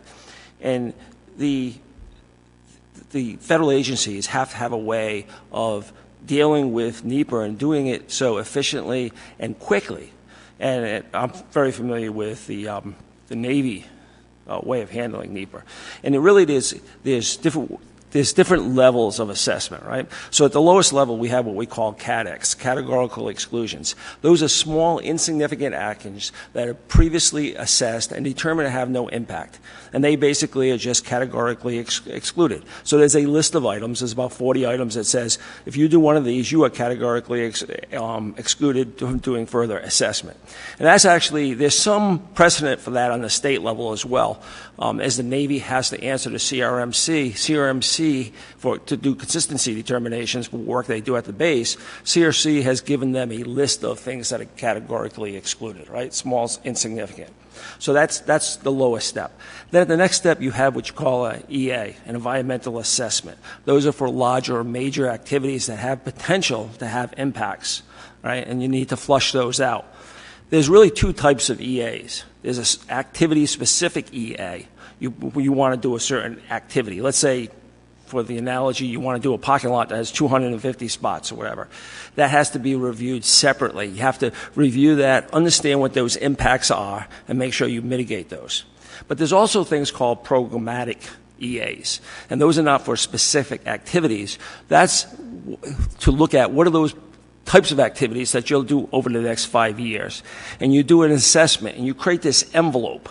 And within that envelope, if the proposed action falls within that envelope, and then you basically say, we've already reviewed this. We reviewed this through our programmatic EA. That's essentially what a master plan, I think, the part is.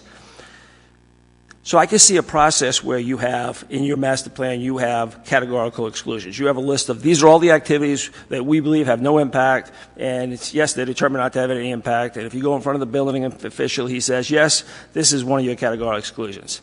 Then you have a next level of, these are the things that I identified within my master plan. And you go in front of the TRC and they say, yes, this falls within a master plan and it is therefore previously assessed, and these are the mitigation actions that go with it. And then it can come in front of the planning board with on the consistency, not on the consent agenda. And then you have those things that have significant action but have not been covered under your master plan. And then they need to go through basically the assessment.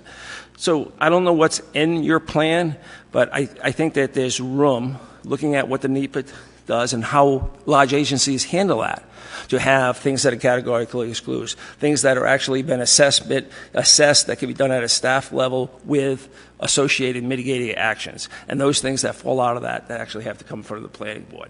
So I'm not sure how familiar with that. I recommend you look at that process.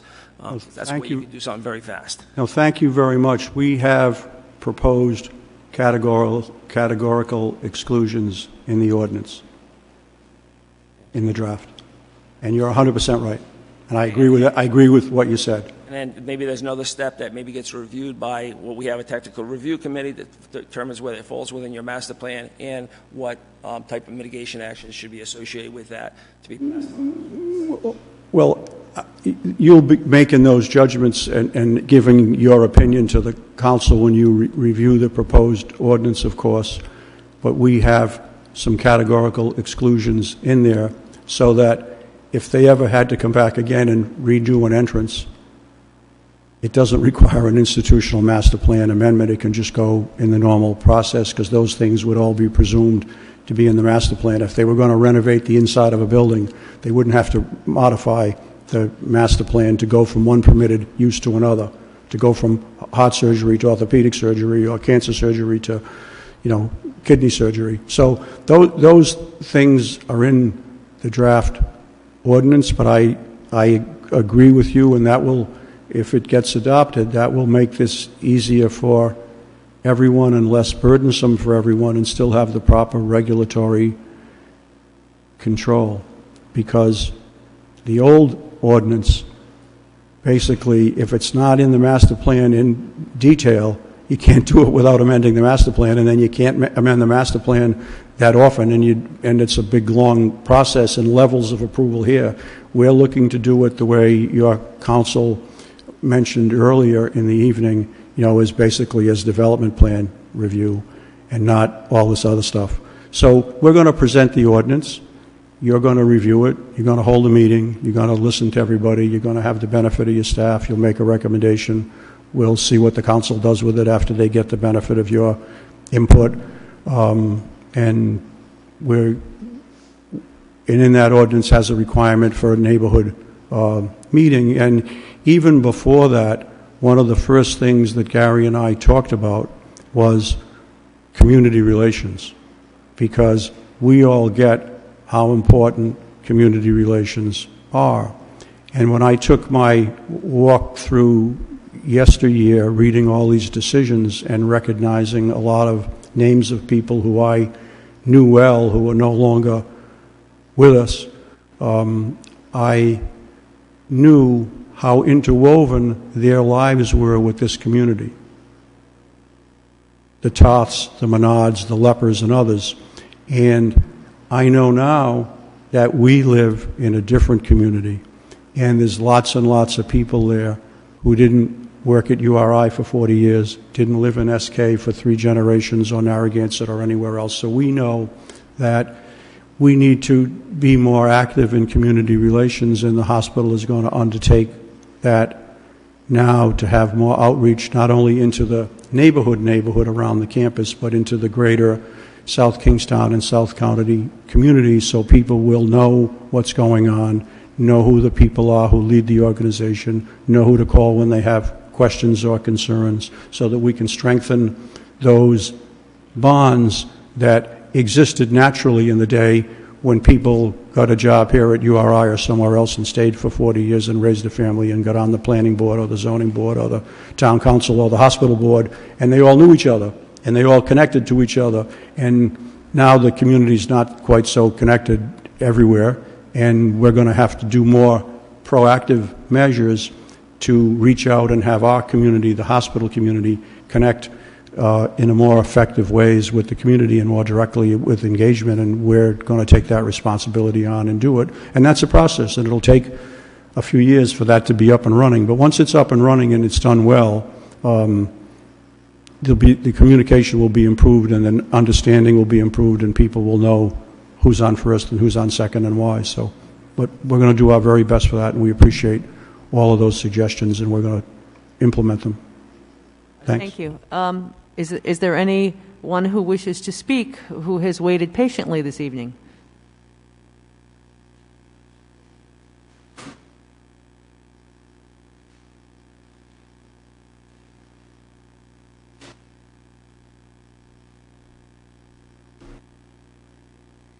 Ooh, it's nice to take that mask off. I'm Elizabeth Scott, and I live at 30 Hillcrest Road, and I've lived there with my husband, Patrick Quinn, since 1994. We are abutters to the hospital property, and I would say that we have concerns with the future of the hospital property and the decisions that they make relative to intensifying use on the property. Mr. Revens talked about the number of community hospitals that have closed throughout the state, and there's no question that the hospital marketplace, if you will, is a very competitive and very challenging environment to be able to do well and to be maintained as viable business ventures.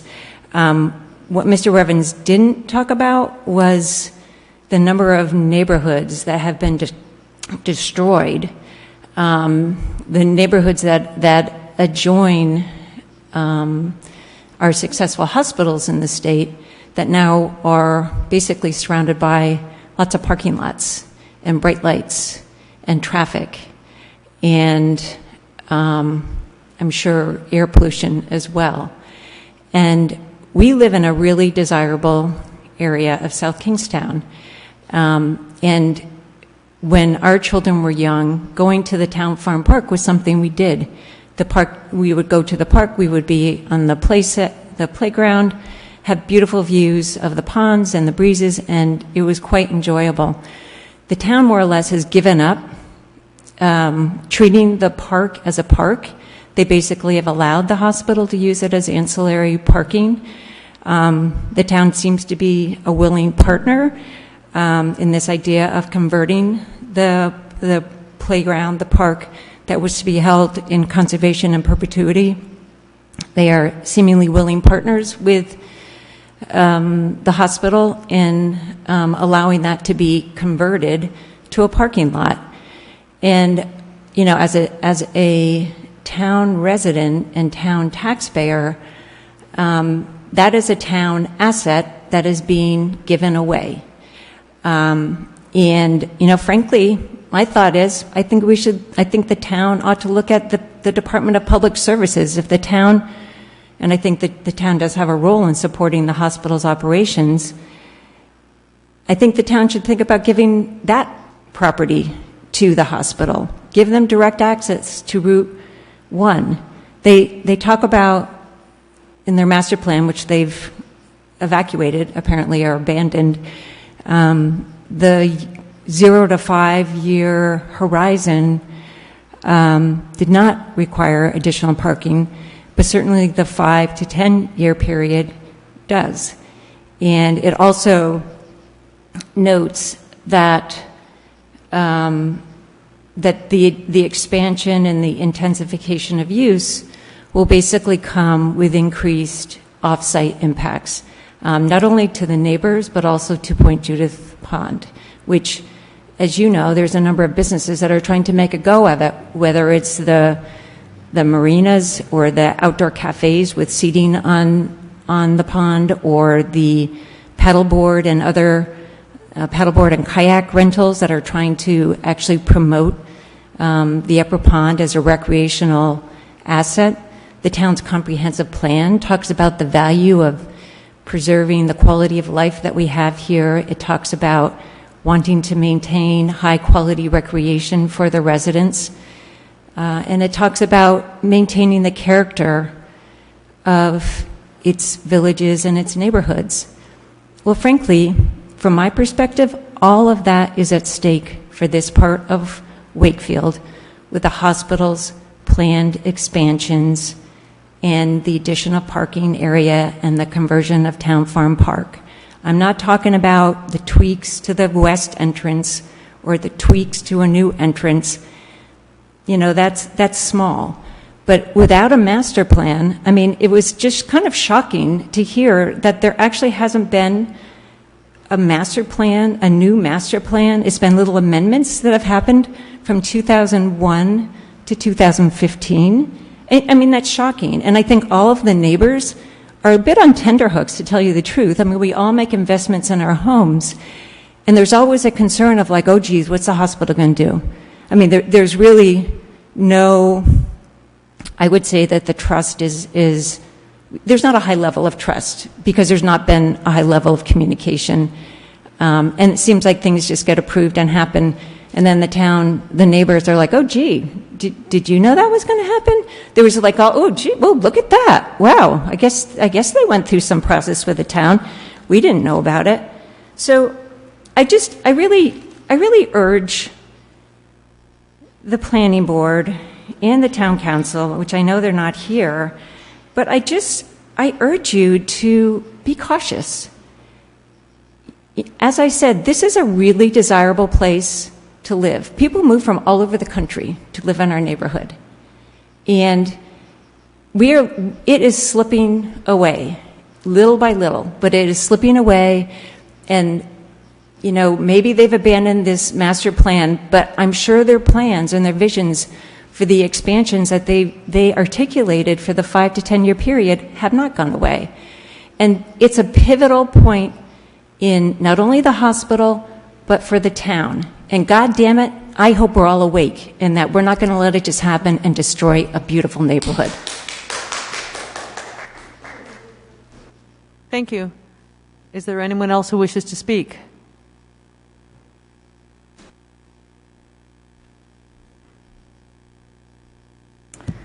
Good evening. My name is Teresa Tansey. I too live on Hillcrest Road.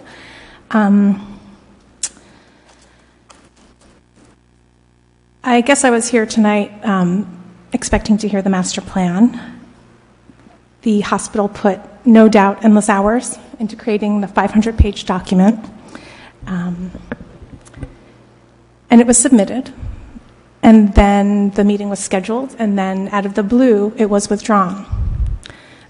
We've heard tonight from Mr. Revens about how he's frustrated with the process, how this was so unnecessary.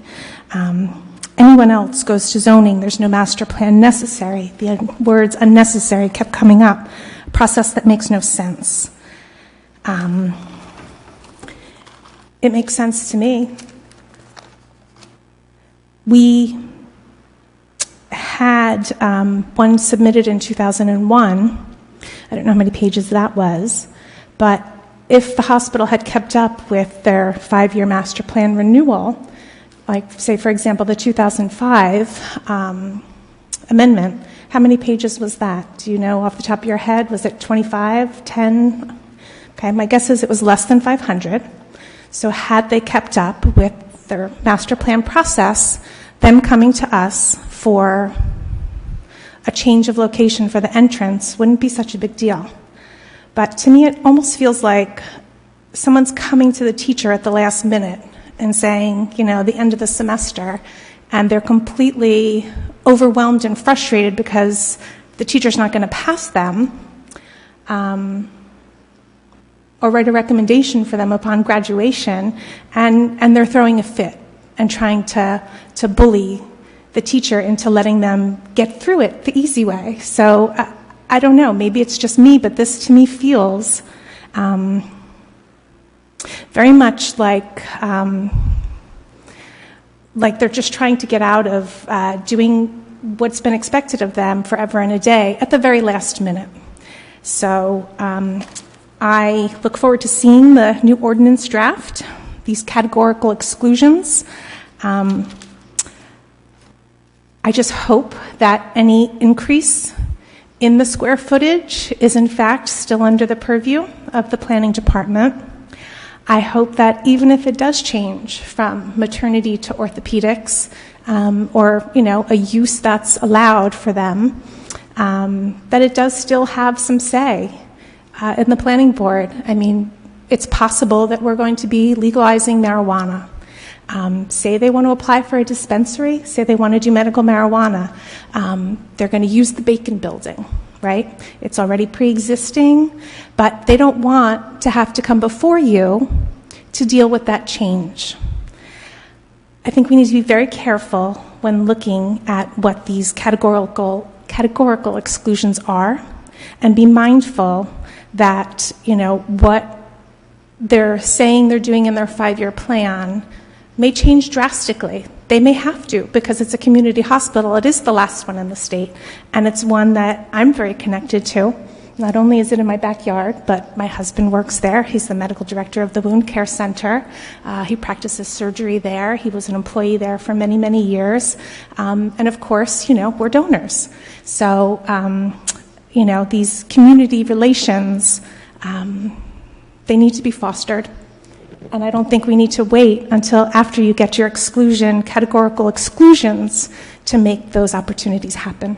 So I just want to, you know, bring forward my concerns about, you know, this process changing too much and not having the opportunity for necessary oversight, and, you know, using your vision for what the future may hold while granting these categorical exclusions. And, you know, Jason, a couple of times, if I may, Mr. Parker, you had started to explain that this wasn't a requirement exclusively for the institutional hospital, for the hospital, and you were not able to finish your sentence. I felt that you were cut off. So I would love, Madam Chair, if it's possible, to provide the public an understanding of, you know, it was said that if any other business in town, and then Mr. Parker had started to enumerate the differences. I think it's important, from my understanding, as well as the public in general's understanding, of what the other requirements are. So I appreciate your time very much, and thank you. Thank you. Ms. Tanzi, I believe you were referring to the development plan review criteria. Was that what you were referring to? That's what I thought. Yeah, So- Mr. Revens just kept saying we're the only ones that have to do this. Right. So the zoning ordinance treats a healthcare institution different than an office or a dentist or anything like that. The requirement for institution for hospital is that their improvements need to be outlined in a master plan, and the master plan requirements state that the plan must conform to the zoning ordinance. A business in town that it comes in for an addition or an expansion, there is a categorical exclusion for additions that are less than 500 square feet, but if they're larger than 500 square feet, they require development plan review. If improvements are associated with the expanding of a parking lot by more than 5 spaces, it requires development plan review, and there are a few other trigger mechanisms that would trigger development plan review. They are different than the hospital institution, and they're different as outlined in the zoning ordinance. They're not the same. Thank you, Jay. Is there anyone else who wishes to speak?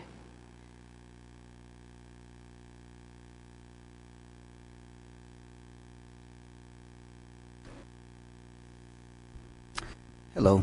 My name is Patrick Quinn. I also live on Hillcrest. Couple of obvious things in comparisons, which kind of veered a little bit towards hyperbole. The hospital's tax exempt. It doesn't pay any taxes. Okay? So comparisons to other businesses or other institutions in town kind of stop right there because they don't pay any taxes. Do they provide benefits to the town? Absolutely. They provide employment. They provide care. Also running to the hyperbole, comments about people don't want to put their strategic stuff out there. Any capital improvement that you want to do in a hospital has to go through a CON process. It's approved by the Department of Health. So, or not approved. So you don't, it's Rhode Island. Everybody knows who's going to open up a renal thing, or who's going to do this, or who's going to do that, or who's going to do whatever they're going to do. They're going to put it out to bid. Somebody's going to find out about that. So, yes, the hospital should have a level of, proprietary information about what it thinks it needs to do in order that it,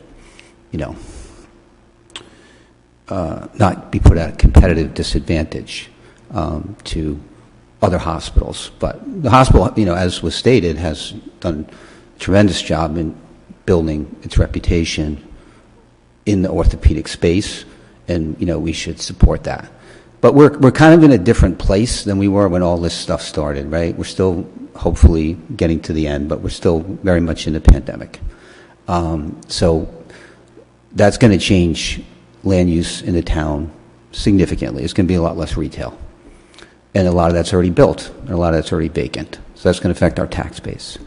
So not everything that the hospital does has to be on Kenyon Avenue.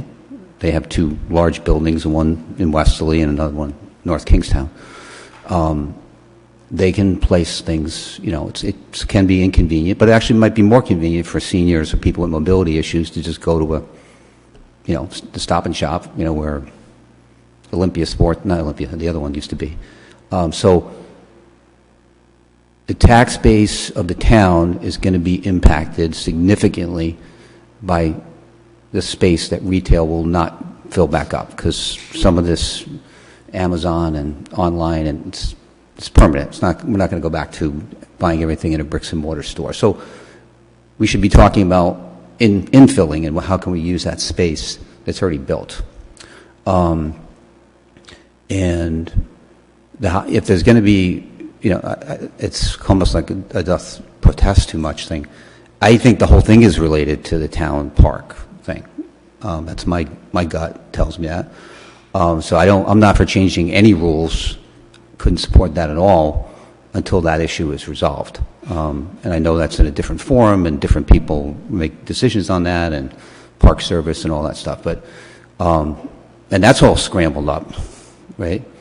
I can recall that meeting at the town council where people were talking about, I think it was Mr. Ursillo, town solicitor, I said, what the hell happened? Why did all this land get brought in under the control?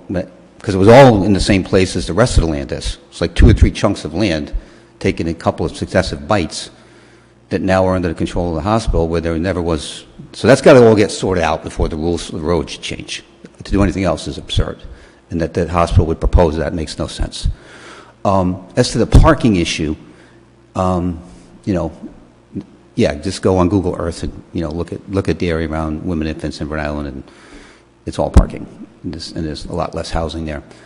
I don't think that that's generally, likely to happen, but it's going to be bites here and there that will definitely affect what happens in the quality of life in the neighborhood. But it's crying out for an organizational solution, not a built solution, right? Give people an incentive to carpool, give people money to give up their parking space, give people a place to park their electric car, give people a bike rack, because many of the people live relatively close, and there's a way to do an organizational solution that doesn't require expanding the parking, because the parking issue is basically between 1:30 and 5 o'clock, because the first shift is there, and then the second shift arrives, and everybody that works office hours, 8 to 4, administration and so forth, they're still there. But if you go there on Sunday, there's acres of parking that nobody's using. So it's really it's 5 days a week, and it's about 4 hours that you need all the maximum parking. So to spend that capital on parking when it really should go towards improving patient care in any way possible makes no sense. So it should be an organizational solution. Mr. Revens and other people mentioned signage and entrances and things like that and flow. That could easily get to where you need it to go. So just to wrap it up, we should not be looking at it from locating every single thing. If they want to do something that's not on that campus, they are going to be treated under the same rules as somebody else. So that is something that would help the town significantly to infill, quite a bit of retail space that's going to have to be repurposed at some point. So I hope those are helpful, and appreciate your time and attention. Thank you. Thank you. Is there anyone else who wishes to speak?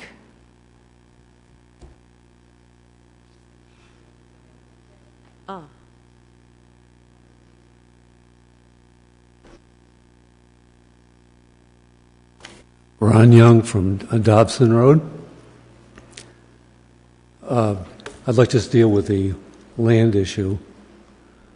In 2019, the hospital came to the town council and said they had a parking problem. Asked for permission to park additional cars from the hospital, mostly daytime employees, on Town Farm Road, which is right in the neighborhood. And then all of a sudden, it morphed into a conversion plan to convert the park.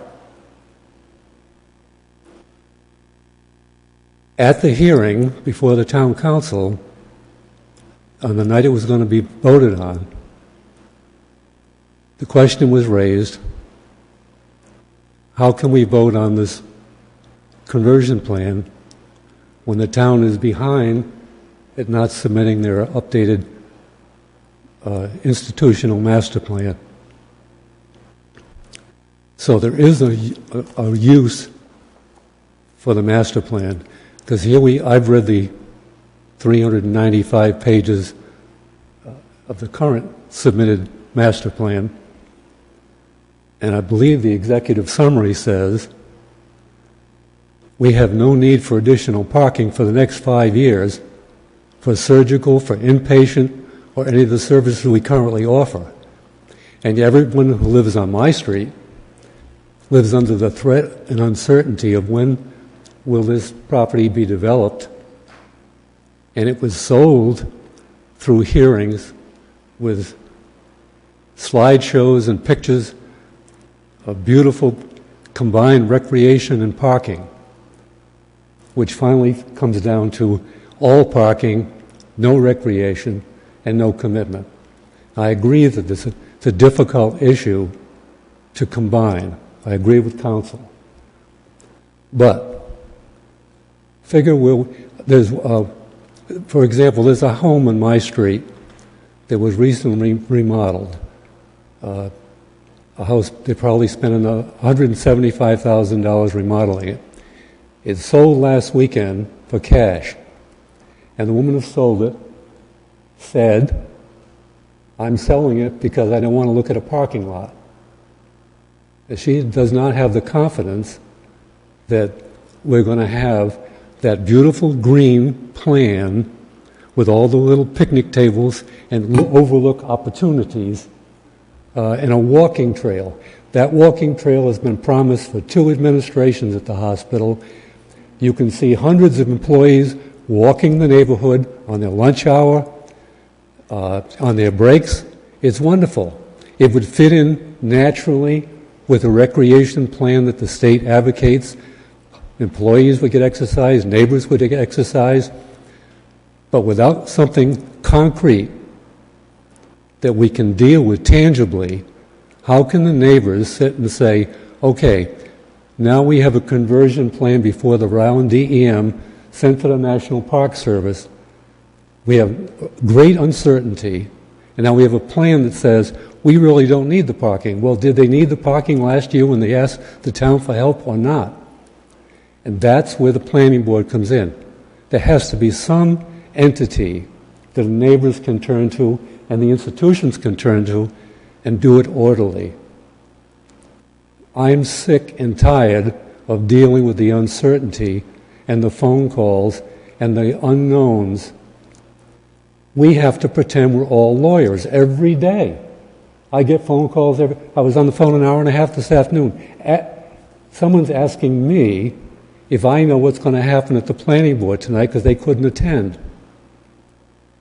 And their concerns were they couldn't possibly read the master plan on their computer and go through the letter between the hospital and the planning board from April to June, the objections and the faults that were found, like with lighting, or in ways that the town planners didn't think that the document conformed to what is proper in planning. I'm not a planner, I don't know that. So there is a place for having rules, and it appears to me that there's great uncertainty in my neighborhood because we didn't have a plan and the town acted on the word of the hospital he needed more parking. So I'm somewhat disappointed that we have to go through that. I understand both sides of the issue, but you have a job to do. Thank you for your time. Thank you. Is there anyone else who wishes to speak?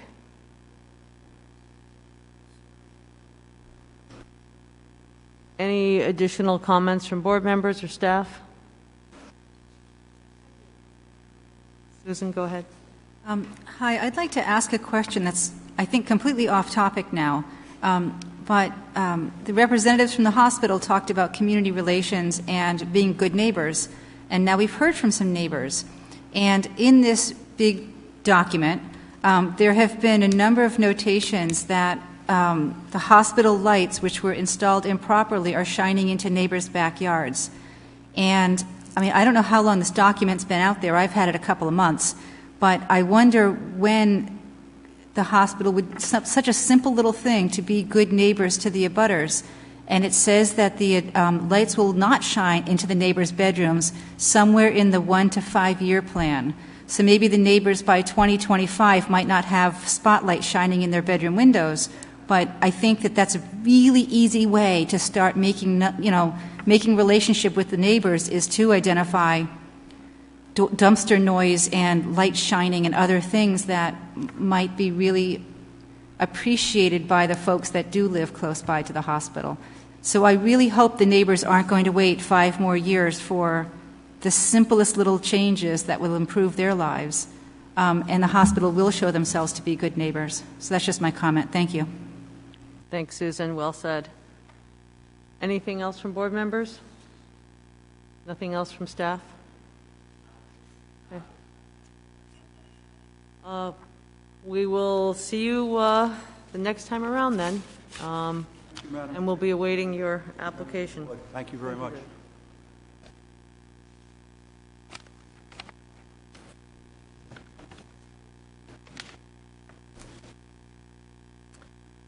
concludes our agenda for this evening. Would someone like to make a motion to adjourn? I'll make the motion to adjourn. Josh, thank you. Motion from Josh, second. I'll second that. Second from Robin. Further discussion? All those in favor say aye. Aye. Motion carries. Thank you, everyone.